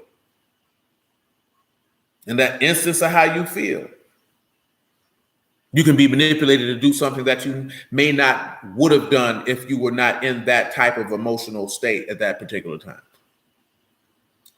And then after that, you have desire, because some men lust after power. Some men lust after riches. Now, like I say, most of us, when we look at lust, it's always just sexual. But many people lust many things. That lust for riches is a dammer for many. You know what I'm saying? That lust for fame, which is really just a byproduct of low self-esteem and insecurity, which is rooted in pride. And that pride is rooted because you don't feel, what's the word I'm looking for? You don't feel up to par for what, sometimes they don't even be in no insecurity or none of that. Sometimes some people are just so self-absorbed that they need to have the adulation and congratulations of any and everyone they come across. See, I don't want to say narcissistic, because that's too commonly used. Some people are just self-absorbed to that point that they need that praise and esteem of men. And again, it's rooted in pride, nevertheless. But you have to look at all these type of things, because that's what a lot of people lust. And that's what's going to do many people in. That's why he told you don't lust after riches, but go after righteousness, faith, and things of that nature. Because that money get a lot of niggas in trouble. The one thing I learned is before the word, money don't change nobody. It just shows more for who you are before you got it. And it opens the doors for you to fulfill the lust that you already had. It gives you the ability to do things that you wouldn't have had the ability to do without it. That's why you see a lot of people who get money and they get high on drugs. These niggas been junkies, man. These niggas been this, they been that. The money just give them access to it. A lot of dudes is tricks. They just don't trick on women because they ain't got no money. Then when they get some money, they tricking on every woman they see, because that's who they was. That's what they were going to do anyway. The money just gave them the opportunity to do so. So we don't want to look at that. We don't want to see that. And you have to look at that. Satan is going to attack whatever frailty, weakness that you have. He's going to come through and do that. And the weakness and frailty that we have is affections, lust, and emotions. That's what he's going to come after. Well, affections and emotions is the same thing. So nevertheless, he's coming after your emotions and your lust. That's what he's going to come after, because you can easily be manipulated with those. Easily be manipulated with those. It's one of the instances when you feeling down, things of that nature, that you're not supposed to isolate yourself. Because when you do that there, the man can come for you. It's only a handful of people who are spiritually strong enough to be dealing with something and isolate themselves. You know, the book don't teach us to do such things. Because you're setting yourself up. You don't have to be a strong nigga that goes toe-to-toe with Satan and whoop him. Meaning you got to have strong faith to go toe-to-toe with Satan and whoop him when you're in an emotional state. Because if you ain't got no strong faith while you're in an emotional state, that man going to take you out. You're not going to be able to beat him. You're not going to be able to beat him. Because you're dealing in an arena where he better than you at. That's the thing that we don't be looking at. You're dealing in an arena with somebody who you're not going in no ring and beating Mike Tyson in his prime. You ain't going in no ring and beating Muhammad Ali in his prime because you're dealing in the area where he's an expert at. You're not an expert boxer. That's not what you do. That man is going to whoop you. You wasn't going in no jiu-jitsu dojo and taking out no Gracie brother. Not Horace Gracie, none of them. You wasn't fading them. You done stepped in an arena. That's not what you do. These people are trained in this. They're expert in this. He going to take you out. When you're dealing with emotions and weakness, and you're not dwelling in Mashiach when dealing with that, well, you're not taking Satan out toe-to-toe in that. Satan gonna whoop you. He gonna take you out. You're not winning that battle. That's no different. You want to go toe-to-toe with a woman in an emotional setting, you're not beating that woman and dealing with no feelings. Because they're an expert in that. They dwell in that daily. They live in that daily. You're not beating them in that. You're not winning that battle. You understand? And you have to look at that. We get in arenas that we think we're going to beat people in that they're an expert at. You're not winning. You're going to lose. And when you think about that's when you have to begin to say that, okay, I can't even try to stand toe-to-toe with that. Yes, sir. That's the best way to keep it. 0-0. Don't even get in the ring. That made me think about the time I was in the county. That dude was like, boy, don't go over there and met that boy down his salt. That's what they call that fat, funky, raping bastard. So we found out that's what he was in there for, raping girls. Nasty buzzard. But he ran up on that white boy. They say down his salt, don't you go over there, boy, you're going to mess up your perfect record. 0-0. That white boy jumped off that bunk and beat the brakes off that bastard.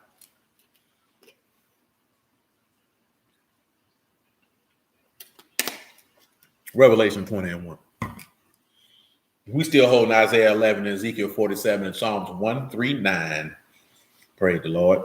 And I saw Malachim come down from Shamahim having the key of the bottomless pit and a great chain in his hand. And he laid hold on the serpent, that old serpent, which is the devil and Hashatan, and bound him 1,000 years. Cast him into the bottomless pit and shut him up and set a seal upon him that he should deceive the nations no more till the 1,000 years should be fulfilled. And after that, he must be loosed a little season. I saw thrones and they that sat upon them, and the judgment was given unto them. I saw the souls of them that were beheaded for the witness of Yahushua and for the word of Elohim, which had not worshipped the beast, neither his image, neither had in his heads, which had not worshipped the beast, neither his image, neither had received his mark upon their foreheads or in their hands, and they lived and reigned with Mashiach 1,000 years. Now again, and y'all know y'all already know this. I'm just trying to hammer this point home. Notice they were slaves for the witness of Yahushua, the word of Elohim. They didn't worship the beast. So remember, because in that Revelation 13, they began to worship the beast before the image was made. Nor neither his image, because remember, before the mark was made, the image was made. Then the mark was given. So see, this is a threefold thing. You're going to have to worship the beast. You're going to have to worship his image and take his mark. So when somebody who say they know the word, look you in the face and tell you, you know that vaccine, the mark of the beast, that man or that woman has been deceived by the prince of the power of the air. And Yahuwah has allowed that to happen. That's the only explanation that you can come up. There is no other answer for that. I don't care who it is. I don't care how much you like them. I don't care how much you respect them. But if they can look you in your face and tell you that the mark of the beast is the Pfizer vaccine, the Johnson & Johnson vaccine, then you know of a certain that person has been deceived directly from Yahuwah himself. Because there's no other way around that.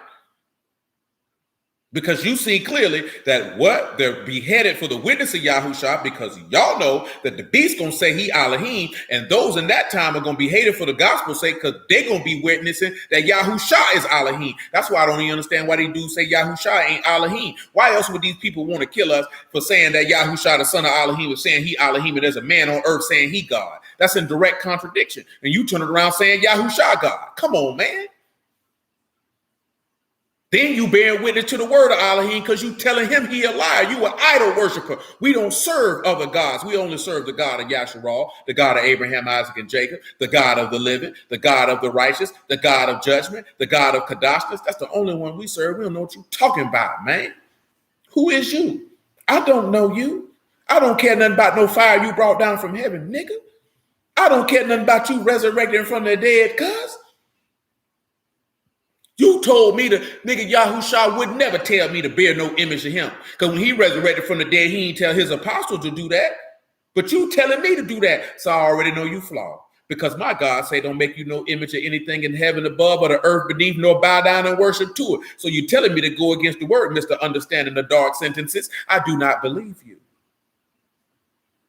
This is why you must be rooted, locked in on what type of time you're on and not moved and swayed by emotion. That's why you must divest yourself from emotion, because emotions will deceive you. Emotions will cause you to believe that things are that aren't and that aren't that are. Emotions will never leave you in a good place because they're fleeting. They ain't but for, it's just as fast as they come, it's just as fast as they go. And many a person have ruined their life because of it. I was incarcerated with many who ruined their lives off of a feeling of emotion that made a decision that had great ramifications upon their lives and the lives of others.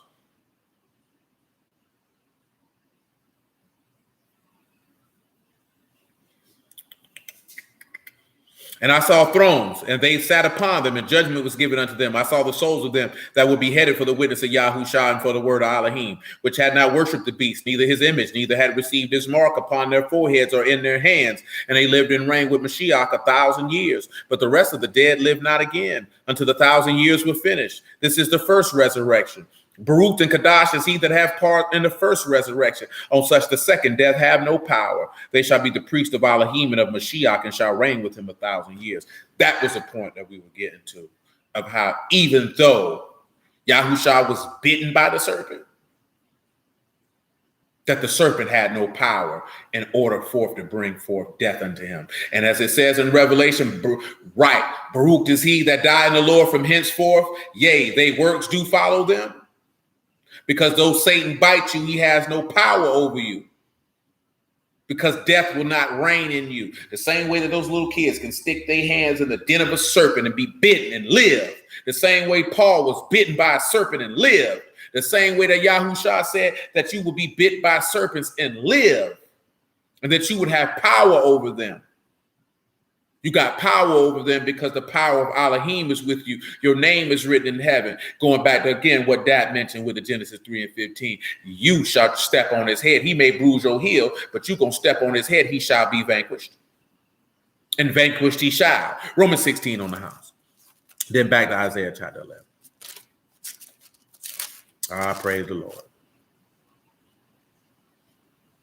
16 and 17, if you would. Oh, I still ain't finished Isaiah 43 while I'm talking. We still got a little Isaiah 43 to do, don't we? Just a little Isaiah 43. I ain't finished that. Look at that. We are incomplete on the play. But we're going to get to it, though. Thank the Lord.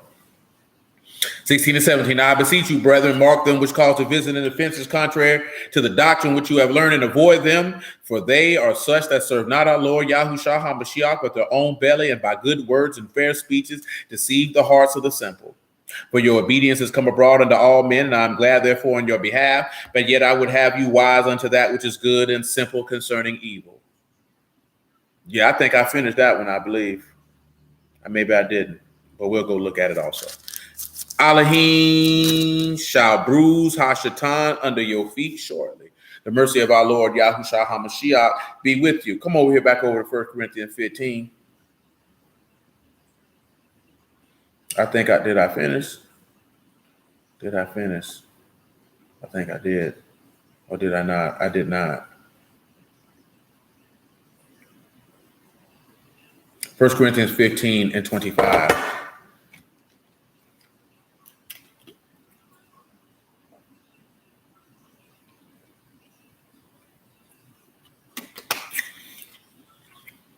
Hey, that junk worked, man. My man's gave me something for that sciatic nerve. That junk worked. That junk was nasty. That junk worked. That nigga told me 5 minutes that junk would kick in. I might have to start buying raw herbs from that nigga, man. I ain't gonna lie to you. I mean, another thing, I forgot what it was, man, because they had been messing with Joe Rogan. I think he had caught COVID and ate some horse junk or something, man. And like bounced back in like a couple of days, and they've been clowning about it. Cause I know they had showed a clip of Jimmy Kimmel, and he was like, basically, if it come down to two people who need a hospital bed and one vaccinated and the other unvaccinated, let the unvaccinated die. That's all manipulation.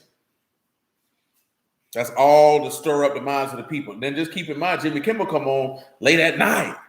So when you at a state late at night, you're either tired, maybe have you an adult beverage or two. So you're not really in a firm state of mind, very susceptible to mental manipulation. These people know what they be doing, man. These people know what they be doing, man. You know what I'm talking about? These people know what they be doing. That's why you have it. I've been telling you that's why they got you living in the fantasy world all over the place, man. And they have you thinking that the stuff that they pump in is the way that we supposed to go about things. And that ain't necessarily the case. Let's finish this Isaiah 43. Because y'all already know, in this world, you can't be no man no more. You know what I'm saying? You got to be a watered down version, acceptable in the eyesight of the people. That's why why you think they metrosexualized and effeminized and all this type of stuff, man. And elevated women. You get a bunch of weak men. It's easy to control the society because the men won't stand up and push back against things that aren't right. You got niggas running around here screaming about white privilege. Of course they're gonna have privilege in the country that they built. Well, we was the slaves and we built it too. Well, guess what? When you ruled, you had people build yours and you had Israelite privilege. That's just the cost of victory. When you win, you get privilege because you knock somebody off. You don't think when Genghis Khan ruled the world that his people ain't have no privilege when he dominated the earth? What about Xerxes? What about Nebuchadnezzar? See, that's when you have to start looking at stuff like a man, get out your feelings. Because if you don't like that a group of people have privilege, then you could do something about it. You could overthrow them, and then you can take over the land. Because see, niggas full of crap, man. I'm going to tell you something real. Because if niggas got authority, you think that they would make this utopian society that they desire for Caucasians to give to them? You tell me. Do you think if niggas got an authority tomorrow, that there wouldn't be quote unquote black privilege and that you wouldn't do things to benefit people who look like you over benefiting other people? You don't think they're going to do that? Y'all should already know that from the book, because that's why you ended up subjugated in Egypt to begin with. They said, man, they're going to get together and overthrow our enemy. We got to enslave them niggas, man. See, them people was looking at their survival. They were looking at their survival. That's what people, because when you strip this stuff all away, man, people looking to survive. What can I do that is going to secure the survival of my tribe? That's when you have to start looking at stuff like a man and stop looking at something through the eyes of a woman, because the way that we react, that's a feminine reaction. That's why dudes ain't got no business talking about following behind no female social activist. She gonna have you thinking and looking at things from the mindset of a woman. If you a man, you know what goes down in war. Our law break that down. What we did if we win a war, you know what go down in war. The winning party sets the rules and the standard. You were vanquished because you hated God. And now you want a group of people who hate God because you hate God. You want to walk hand in hand hating Yahuwah with them. and upset that they won't validate you. Don't you notice they don't validate other people either? They don't validate no Asian people. They don't validate Arabs. They tolerate them people because they get money with them people. See, you spend money with them people. They get money with them. It's not necessary that they like them or this, that, they're in the third. They have a business arrangement. And if you look through the annals of history, you will always see countries that had business arrangements with people that they may or may not have cared for because it was beneficial for them to have some manner of alliance and ambassage and able to deal with these people that they could be mutually beneficial and valuable to one another. Because that's how men operate. I don't have to like you to get money with you. I don't have to like you. I don't have to. I don't have to do any of that. Does this benefit me? And I can benefit you? I can get what I want. You can get what you want. Fine. I ain't got to like you. See, the mindset of most women, they have to like somebody and get along with them in order to do business with them or to do things with them. And men don't operate like that. I ain't got to like this nigga. Some of you who watch sports, you done seen many stories of teams where the players did not necessarily like one another or get along, but we have a common goal and purpose, and we will come together for the achievement of that purpose. I ain't got to go out to dinner with you, nigga. But when we come together to work on this task, we're going to be locked in. We're going to be locked in. We're going to be locked in and we're going to get it done. We're going to get it done. And you have to look at that. See, a lot of people thinking that they ain't looking at that stuff, man. And white folks don't care about no Arabs, man. They don't care about no Asians, no Chinese, no Japanese, no Vietnamese, no Hispanic. They don't care about none of them. But if they can make a mutual beneficial agreement with them, they will do it. That's why our people behind, because you thinking you got to be down with people and they got to like you and see you as an equal and give you hugs and all that type of stuff. You're an idiot. You're an idiot. I have my interests. You have yours. Can you benefit my interests? I have an interest. Our interest is Yahuwah. So they don't have anything that they could give me that I want. Because anything that I want, Yahuwah can give it to me. So I don't need them to give it to me. So therefore, I don't need to make an alliance with them. Therefore, I do not care. Oh, the police be beating us. Police beating you. That's not my problem. I serve Yahuwah. I don't have those problems. That's a sinner problem. Sorry to hear that it happened to you, but what you want me to do? So we don't like to deal with the fact that there are sinner problems. It tells you that the way of a transgressor is hard. They have a hard life. Nevertheless, I'm through in Romans 16, Isaiah 43. Where was I at? I think I was in verse 16, which means I need to finish Isaiah 11 before I proceed any further. And Isaiah 16. Let me finish Isaiah 11. That's what I got to do. That's why we got Isaiah 11 from Isaiah 43. Back to Isaiah 11.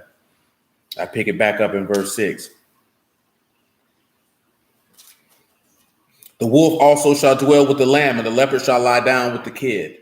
The calf and the young lion and the fatling together, and the little child shall lead them. Come over here to Isaiah 65 and 25, if you would.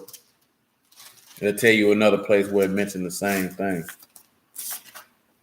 I meant to read that. It was in my brain earlier. I'm glad it flew on back round. You could pick it up at 17, so we can establish that this is New Jerusalem. Isaiah 65 and 17. For behold, I create a new Shamahim and a new Arats. The former shall not be remembered, nor come into mind. Be ye glad and rejoice forever in that which I create. Behold, I create Jerusalem, a rejoicing, and her people a joy. I will rejoice in Jerusalem and joy in my people. The voice of weeping shall be no more heard in her, nor the voice of crying, like we read in Revelation. There shall be no more thence an infant of days, nor an old man that has not filled his days. For the child shall die 100 years old, but the sinner being 100 years old shall be accursed. They shall build houses and inhabit them. They shall plant vineyards and eat the fruit of them. They shall not build and another inhabit. They shall not plant and another eat. For as the days of a tree are the days of my people, and my elect shall enjoy the work of their hands. They shall not labor in vain nor bring forth for trouble, for they are the seed of the Baruch of Yahuwah, their offspring with them. And it shall come to pass that before they call, I will answer. And while they are yet speaking, I will hear. The wolf and the lamb shall feed together. The lion shall eat the straw like the bullock, and the dust shall be the serpent's meat. They shall not hurt nor destroy in my Kadash mountain, saith Yahuwah. Notice that he say the dust shall be. See, that's a whole nother thing, because that's in that epistle letter. Serpent eat that dust, because he's written in the earth. But that's a whole nother conversation. Come on back to Isaiah 11. Remember, he got dominion and rule. Elohim here. How they gonna be deaf and Elohim present? That's why the child can stick his hand in there, get bit by a serpent, and live. Yahuwah's there.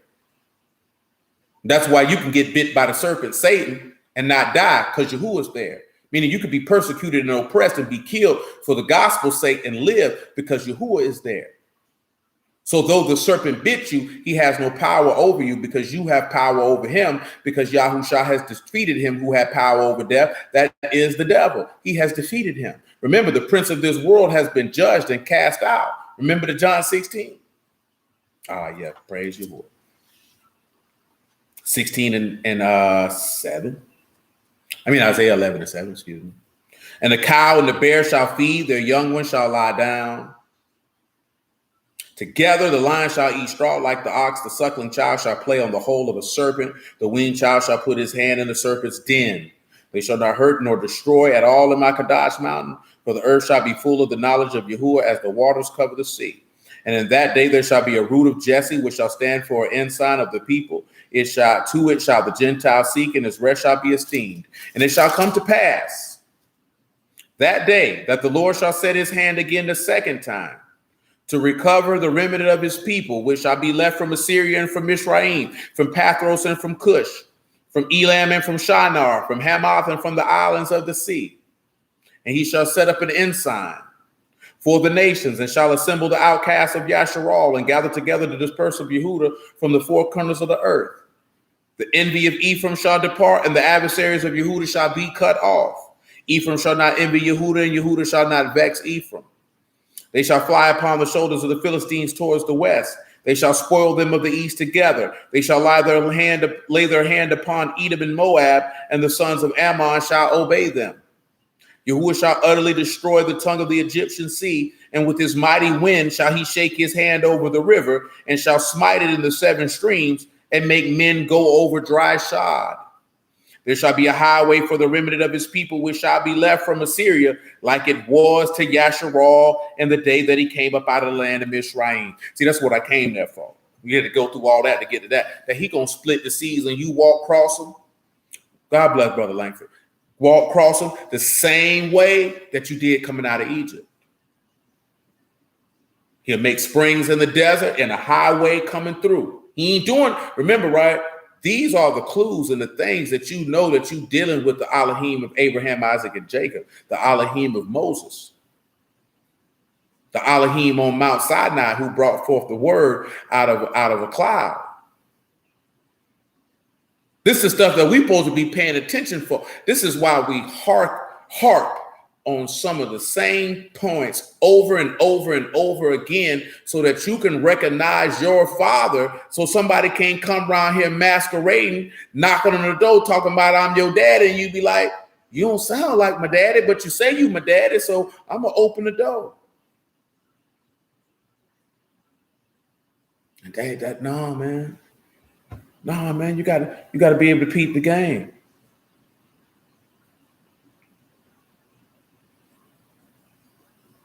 Well, praise the Lord, man. Praise the Lord.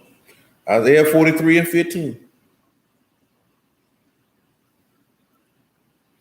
I am Yahuwah, your Kadash one, the creator of Yasharal, your king.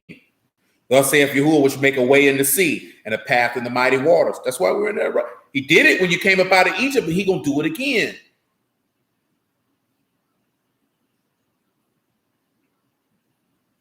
Which bring forth the chariot, the horse, the army, and the power. Remember, the chariot, the clouds of heaven, the horse, the army, and the power. Remember, he's coming upon a white horse.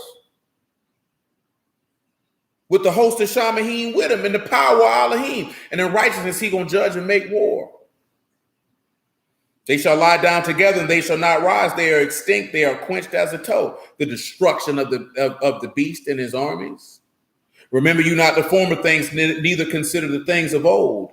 But I will do a new thing. Now it shall spring forth, and you shall not know it. I will even make a way in the wilderness and rivers in the desert. The beasts of the field shall honor me. The serpents and the owls, because I give waters in the wilderness and rivers in the desert to give drink to my people, my chosen. That's what we came springing from in Ezekiel 47. And you seeing the same thing, that the beasts of the field, they're going to honor him. Just what we just read and we've been talking about. The power, rule, and dominion of Elohim. This people have I formed for myself. They shall show forth my praise. But you have not called upon me, O Jacob, and you have been weary of me, O Yasharal. Rivers in the desert. Isaiah 51. And then back to Ezekiel 47. Isaiah 51:1. Hearken to me, you that follow after righteousness, ye that seek Yahuwah. Look unto the rock whence you are hewn, to the hole of the pit whence you are digged. Look unto Abraham your father, and unto Sarah that bare you. For I called him alone, and baruched him, and increased him. For Yahuwah shall comfort Zion. He will comfort all her waste places. He will make her wilderness like Eden, and her desert like the garden of Yahuwah. Joy and gladness shall be found therein, thanksgiving and the voice of melody. And if you recall, there were how many rivers were there in the garden of Yahuwah? How many rivers were there? Who could tell me how many rivers were in the garden of Yahuwah? How many rivers were present? That should be easy, because if you don't know off the top of your head, you can just go find it and count them. Yes, sir. Yes, sir. And what did those rivers do? They fled right in there to bring forth water into the garden. Come on back to Ezekiel 47.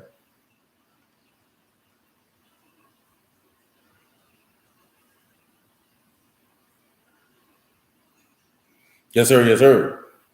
Ezekiel 47, I think we stopped at verse 4. And again, yes, sir. Yes, sir. And again, he measured 1,000, brought me through the waters. The waters were to the knees. He measured 1,000 and brought, this is Ezekiel 47:4, and brought me through the waters to the loins. Afterward, he measured 1,000. It was a river that I could not pass over. For the waters were risen, waters to swim in, a river that could not be passed over. See, as soon as you see a river that could be not passed over, see that Exodus 15 should have came to mind. To your people pass over, O Yahuwah, to your people pass over whom you have purchased. Because he couldn't pass over this water. That's why we went to look at that of him splitting it. Now, again, this is a different conversation also in Ezekiel 47, because this is water coming from the threshold. This is water coming from Yahushua. This is water coming from the house. You check Zechariah 14:9 for this. But let's keep on rolling. We in verse 7. Verse 6, excuse me. And he said unto me, Son of man, have you seen this? Then he brought me and caused me to return to the brink of the river. We were actually read these already. Now, and that's right, because he definitely did have Yahushua, son of Nun, split the Jordan for them to walk through. It's nothing new. See, these are elements that you can know. Yahuwah is consistent. It's going to do the same thing every day. Ain't nothing going to change. Ain't nothing going to change. Ain't nothing going to change. You know what I'm saying? It's going to do the same. That's why he said, I'm Yahuwah, I change not. Yahushua HaMashiach, saying yesterday, today, and forever. He give you a clue so you know that's him when you see him, so you don't get duped. You only get duped because you don't know your husband. Most people get duped because they don't study their husband. We didn't have this conversation before. Most women, when I say women, I'm talking about men and natural women married to a man. You more concerned with worrying about if your husband know you than you knowing your husband. See, one of the biggest mistakes that are made in this society, the more that you seek to know and to serve your husband is the more that he's going to know and serve you. That's how that works. Don't go the other way around, because that's when you're dealing with selective service. Because the person in rule and authority, you have to move the person in rule and authority to want to do the things for you that you want them to do. They're not going to do them by reason of matter of your, Yahuwah is not giving you what you ask of him by reason of your existence. That's not how that works. That's why he say, ask and you shall receive, knock and it shall be opened, seek and you shall find. He said, if you love him, then he will love you. So you have to give to him for him to give to you, because what he has to give is greater than what you have to give to him. We've already had this conversation before. A lot of individuals are going to stumble during the times of tribulation and the great temptation because you're seeking of what he can give to you versus what you can give to him. When he's beneficial to you, you're not beneficial to him. Elohim does not have need of any of us. Now, see, man doesn't have need of woman, but the man is not without the woman, just like the woman is not without the man, as Paul elucidated to in 1 Corinthians chapter 11. But you have to understand that. Remember, we've had this conversation a long time ago. It's a value exchange. What value are you giving to extract value from someone else? Because if you're not giving value, how do you expect to extract it? You can't extract it by reason because you're there. The reason why I mentioned that there, because we look to extract value from Yahuwah. But what value are you giving back to him in return? And because we seek to extract value from Yahuwah, that causes us to be ungrateful and unappreciative of what he has given you, because you're looking for the next thing that he has to give you, or the next thing that you desire of him. That's why I say you ask and you get not, because you seek to consume it upon your lust. He don't give it to you, because you're just seeking to consume it on your desire. You don't appreciate what I have already given unto you, because your eyes and ears are not open unto that. See, most individuals have been given a word that is sufficient enough to sustain them, but that word ain't enough for them. I want some more knowledge and some more wisdom. I need to go down the rabbit hole. This stuff deeper than that. And that's why they just go off into all manner of folly. Nevertheless, Ezekiel 47:7. When I returned, behold, at the bank of the river, very many trees on the one side and on the other. Then he said unto me, these waters issued out towards the east country and go down into the desert and go into the sea, which being brought forth into the sea, the water shall be healed. It shall come to pass that everything that live, which move, whatsoever the river shall come, shall live. And there shall be a very great multitude of fish, because these waters shall come thither, and they shall be healed, and everything shall live where the river comes. Well, let's look at see where everything that comes from this river will live. Revelation 22, if you would.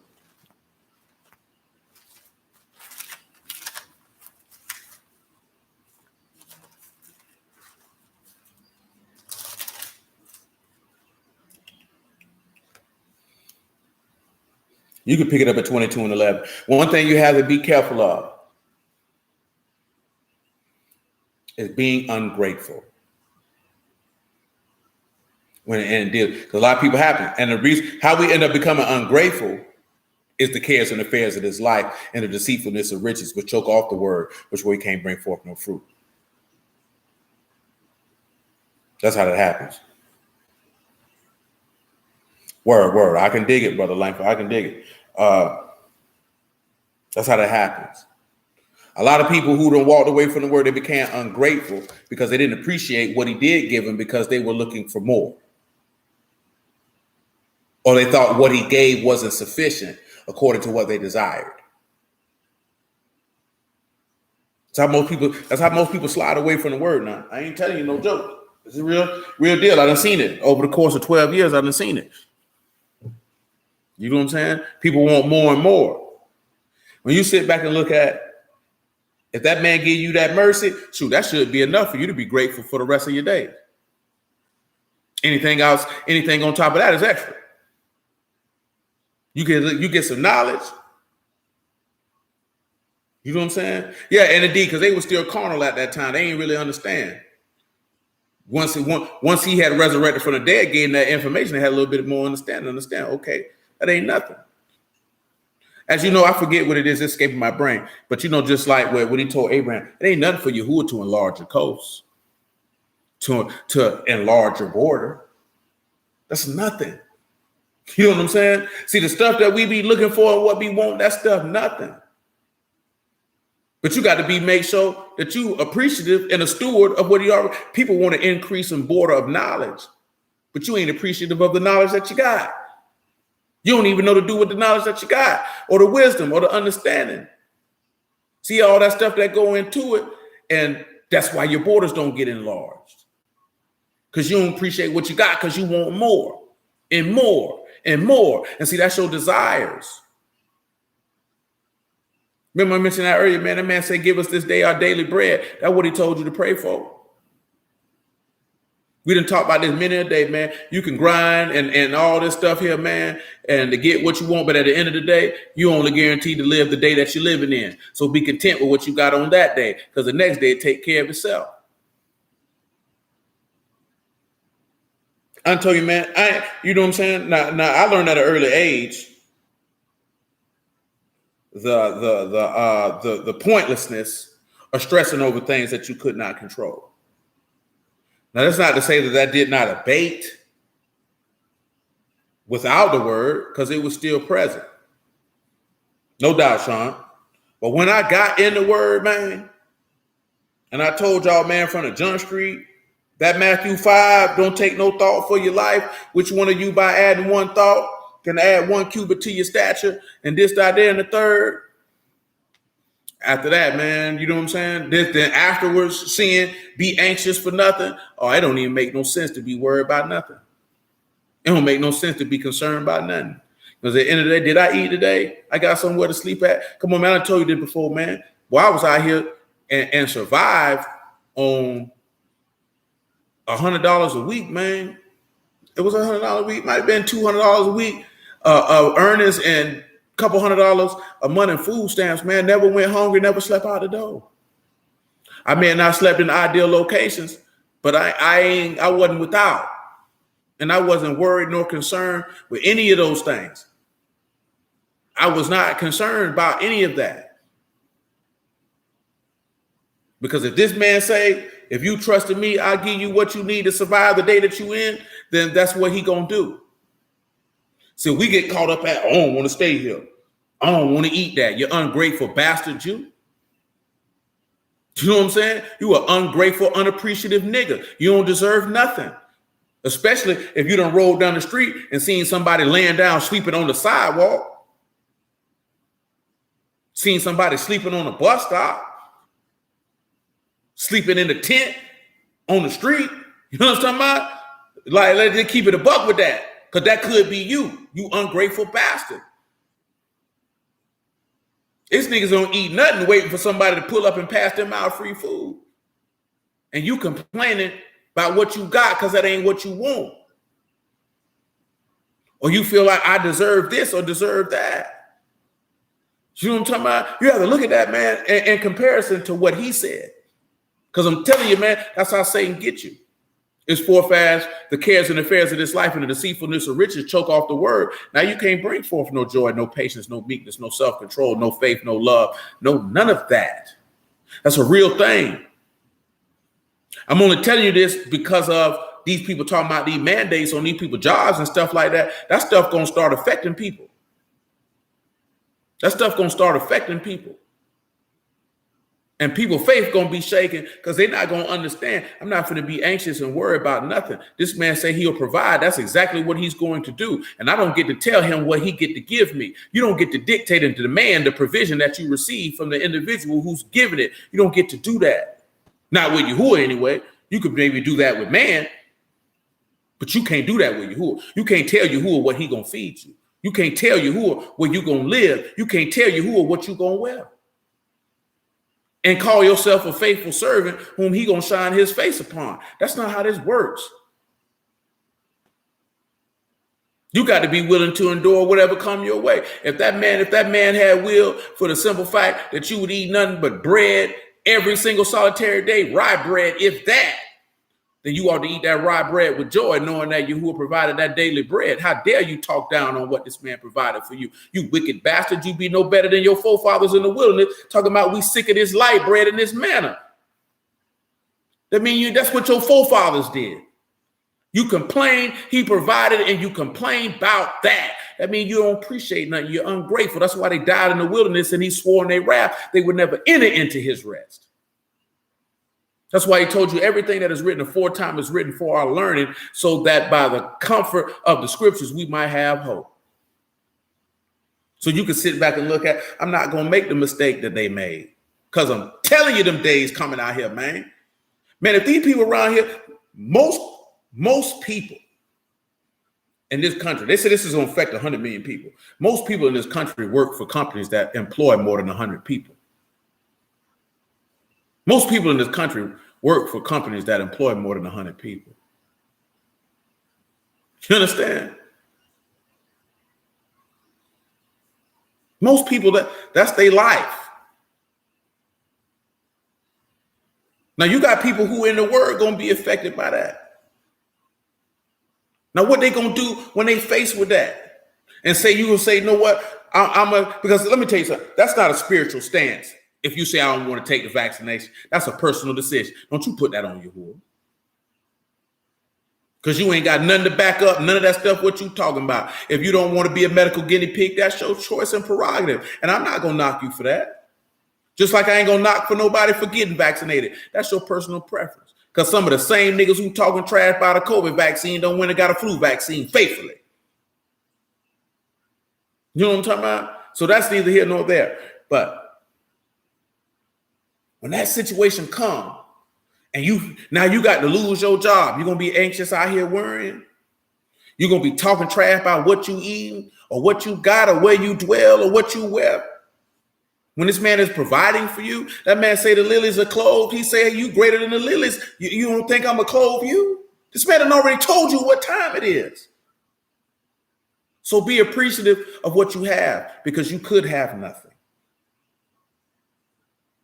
You know what I'm saying? See, I think about this type of stuff because I've been homeless before. You understand what I'm telling you? I've been hungry before. So I ain't going, and it's always a thankful thing if there's things that I desire to be able to have, and who allows me to have them because I've been without. But I don't set my heart on those things. Those things are irrelevant.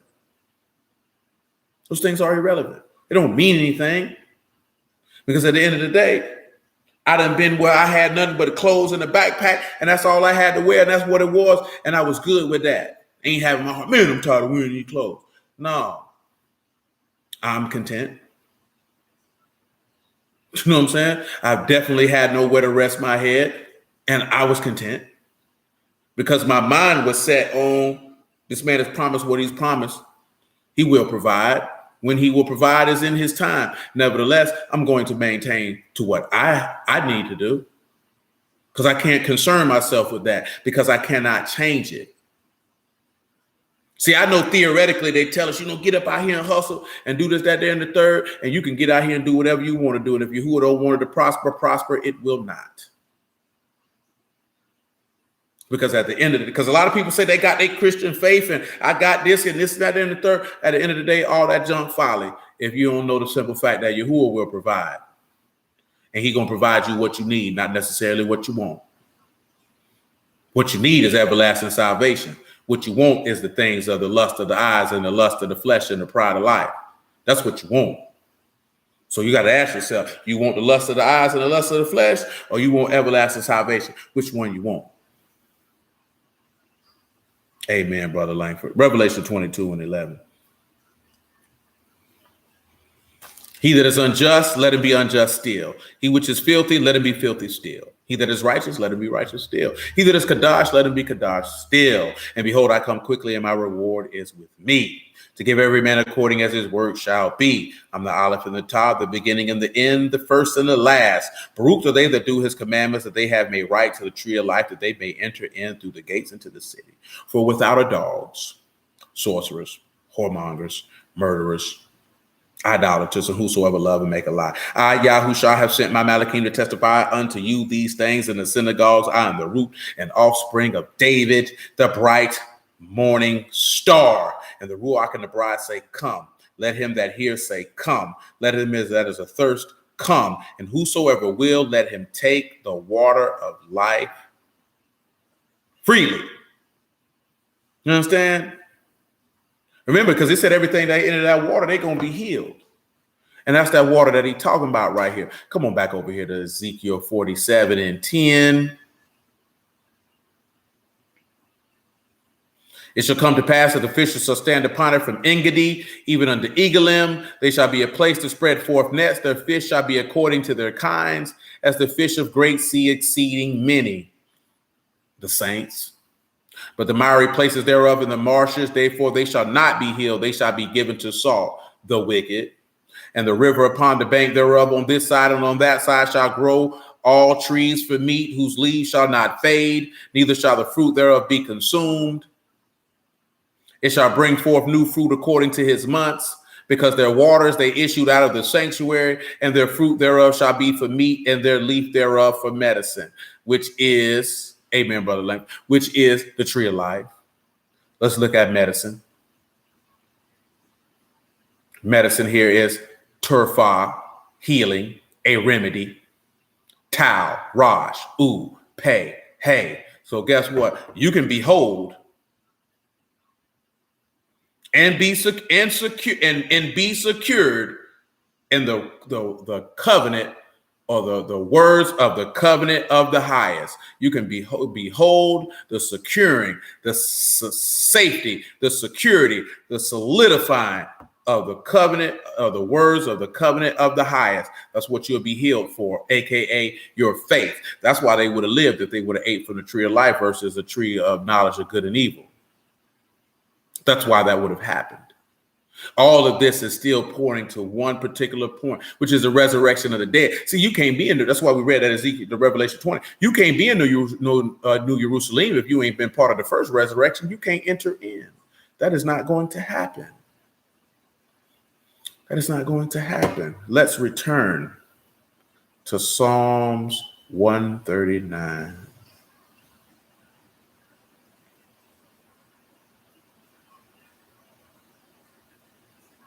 And that's what we were talking about in verse 9 with that dwelling in the uttermost parts of the sea. Verse 9, Psalms 139. If I take the wings of the morning and dwell in the uttermost parts of the sea, even there shall your hand lead me, and your right hand shall hold me. Remember, we talked about the wings of the morning, grabbing hold unto him. On Wednesday, his return. Now you got the kingdom, and no matter what the difference does it make, Yahuwah will be there. Verse 11. If I say, surely the darkness shall cover me, even the night shall be a light about me. Yea, the darkness shall not hide from you, but the night shine as the day. The darkness and the light are both alike unto you. For you have possessed my reins, you have covered me in my mother's womb. I will praise you, for I am fearfully and wonderfully made. Marvelous are your works, that my soul know right well. My substance was not hid from you when I was made in secret and curiously wrought in the lowest parts of the earth. We're going to start right there because I can't expound on all that because we're out of time. But I want you to look at curiously wrought, rakam, to be skillfully worked or woven, needlework, embroiderer, curiously worked. Just think upon that. Mixed colors, variegate. I shall share because now variegate is a word that is not in my lexicon. I can tell you that.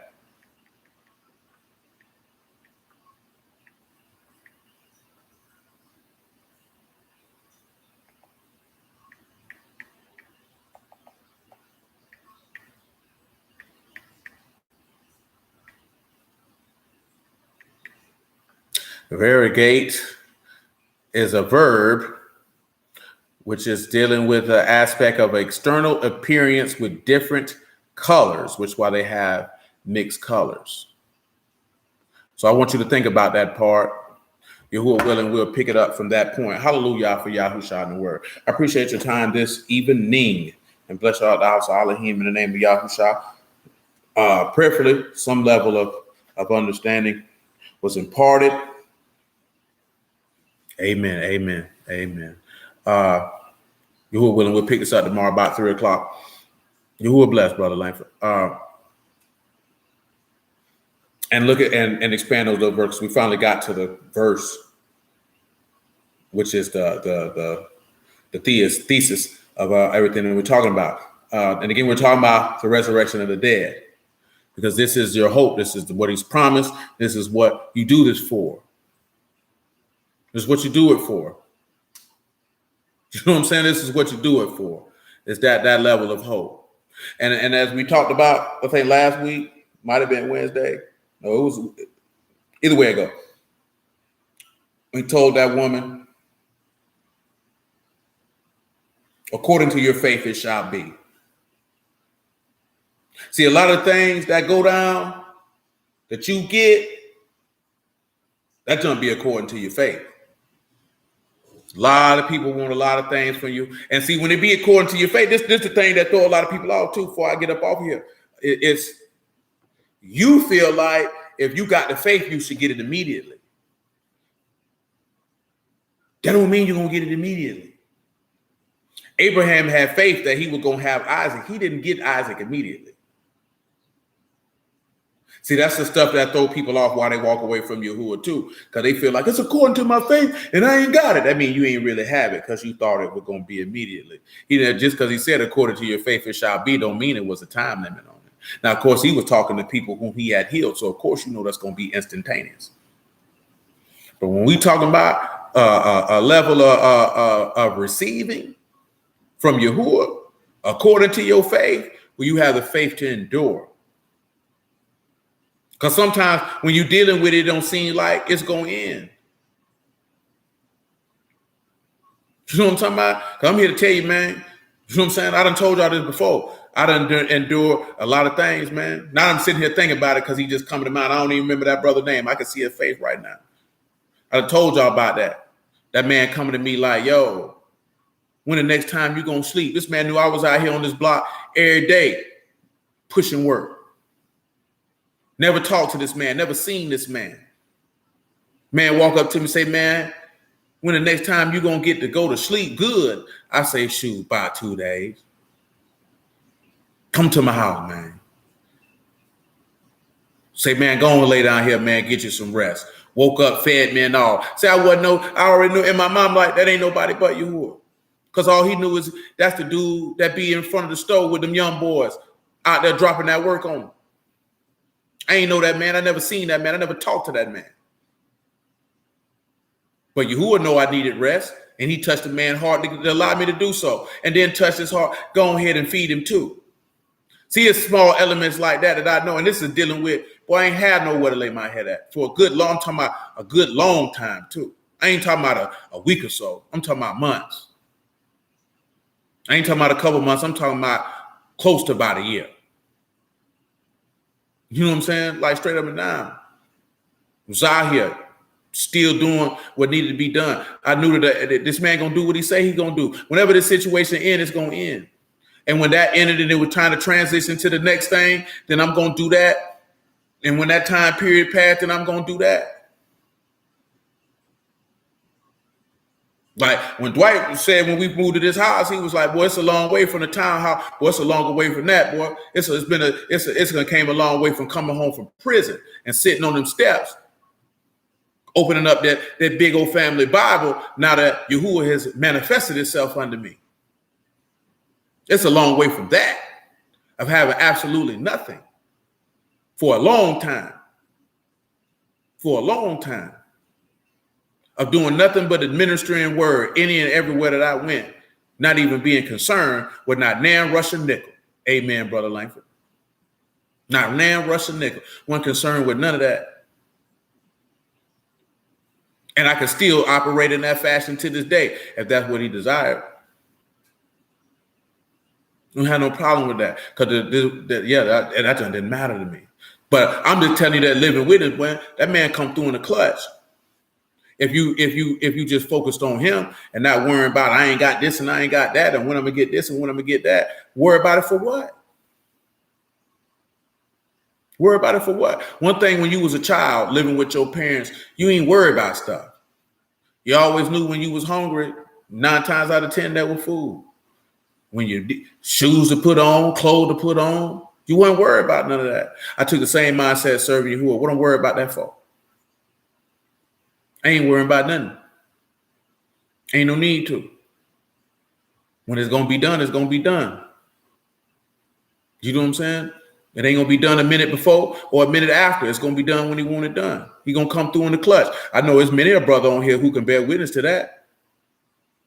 It don't matter if it's late, don't matter if it's early, don't matter if it's on time. It's gonna happen when it's gonna happen. Things will be satisfied. Boy, I'm here to tell you right now, man. Boy, and it wasn't no scamming now. I got a legitimate business. This ain't no cap. I got a legitimate business. Then we got a PPP loan, 20 bands.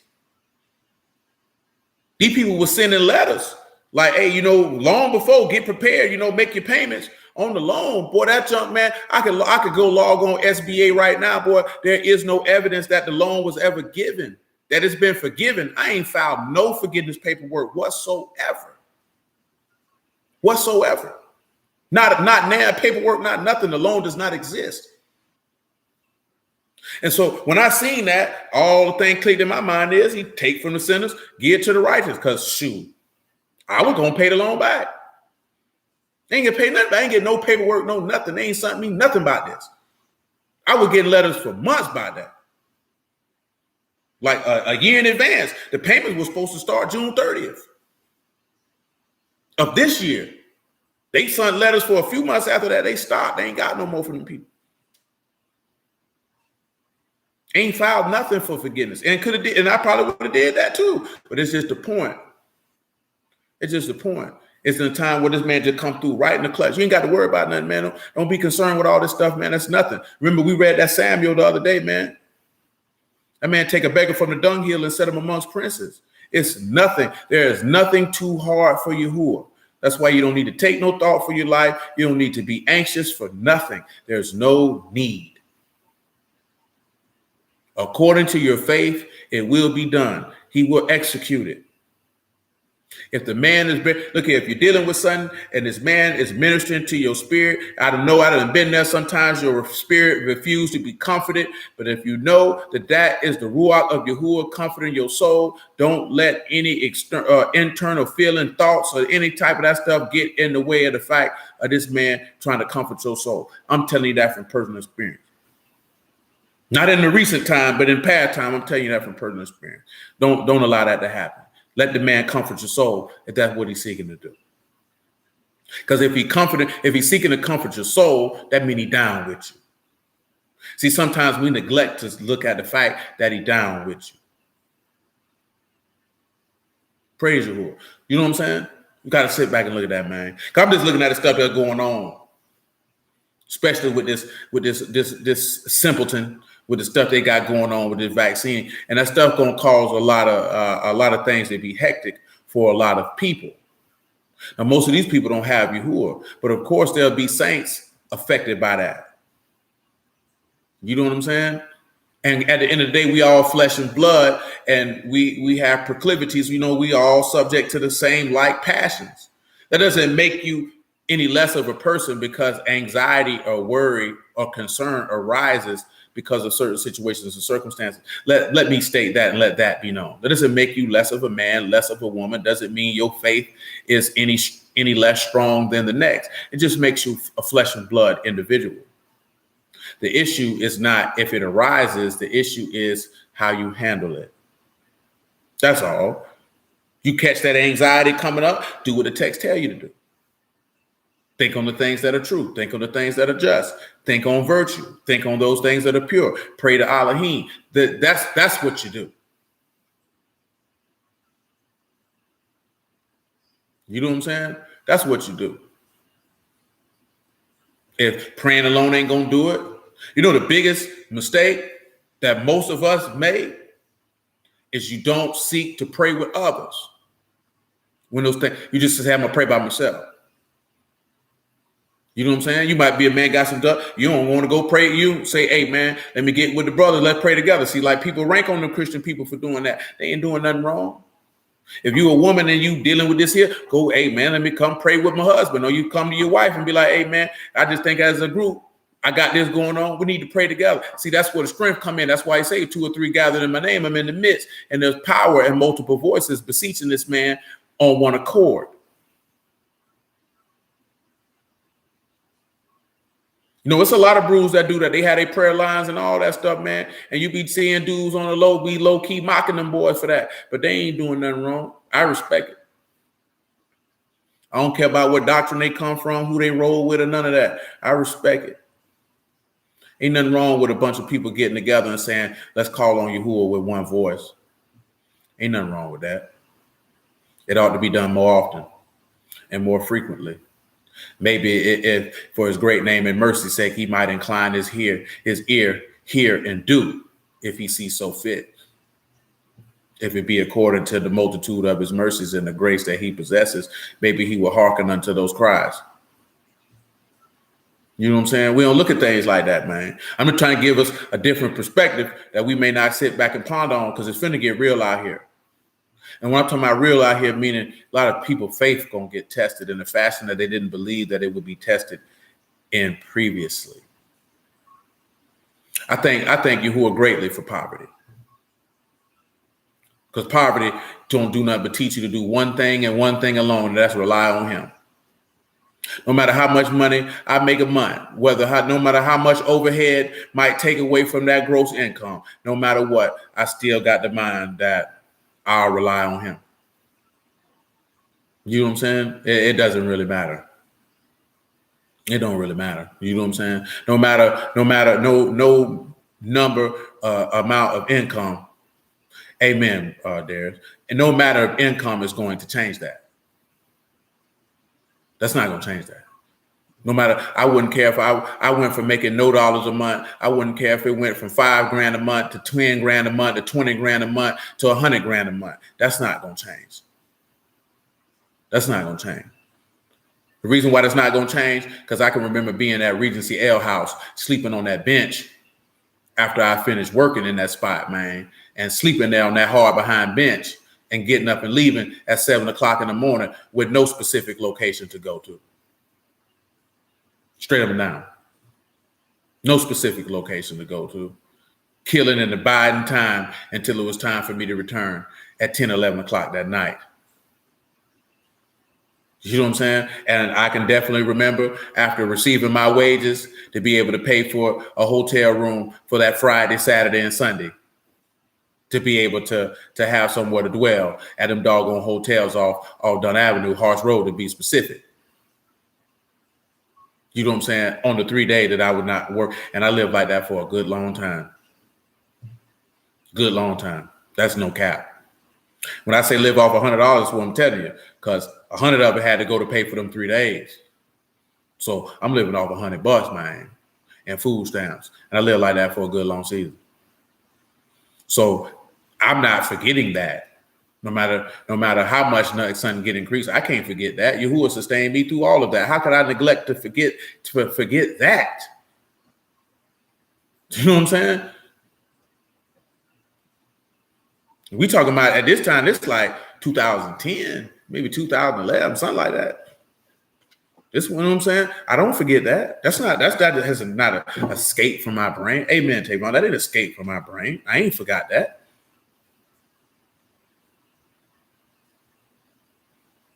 You know what I'm saying? Nor have I forgotten any individual that showed any manner of mercy and love along the way. I've asked for Yahuwah to reward Yahuwah many a day to reward all them accordingly to the mercy that they extended.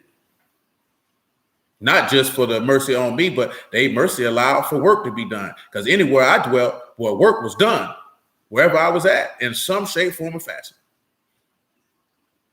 You know what I'm saying? And I don't forget none of that.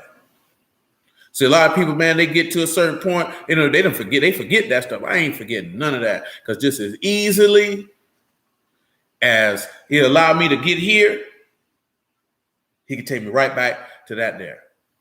It's nothing. It's easy for him to do. It's nothing. So you can't forget. You know what I'm saying? You can't forget. I can't forget them days on that dog behind them doggone razor wire fences. And knowing that he manifested himself to me 30 days after coming from behind them fences, that ain't nothing you forget. You know what I'm saying? And I'm talking about it for a fact. My trust is in him. Y'all know this here before I let y'all slide up off here, man. Y'all know from the day you done came across this channel or came across, salute Yahuwah,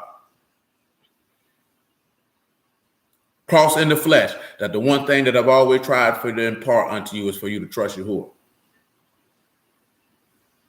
Don't have your trust in me. Don't have your trust in nobody else. Put your trust in Yahuwah and your hope in Yahuwah. Your expectation of reward come from Yahuwah. You know what I'm saying? That's where it come from. When you got your trust in Yahuwah, everything else smooth sailing after that. Everything else smooth sailing after that. Some of these young men on here, they know I done told them they were a little anxious. They were having churn. No need to worry. Why would Yahuwah give you churn and not give you the ability to care for them? Why would he do that? And you serve him and you say you trust in him. That means he ain't no just father if he would give you children and not give you the ability to care for them. You know what I'm saying? I had a couple people ask like, man, you nervous about having a child? Nervous for what? There ain't no nervousness. That child to be cared for. You know what I'm saying? Simple as that. We ain't worried about nothing. Ain't no need to worry. We'll have just what we need. That's one thing I done learned from being poor all my life, boy. You get, as long as you got what you need, boy, you'll be good. That's why that man say, give me food convenient for me. Lest I be poor and steal and blaspheme the name of my Elohim, or lest I be rich and forget the name and say, who is Yahuwah? Just give me what I need. You know what I'm saying? If it's anything outside of that, praise Yahuwah. But I will put on the music video, man. That man promised you your daily bread. That's what he promised you.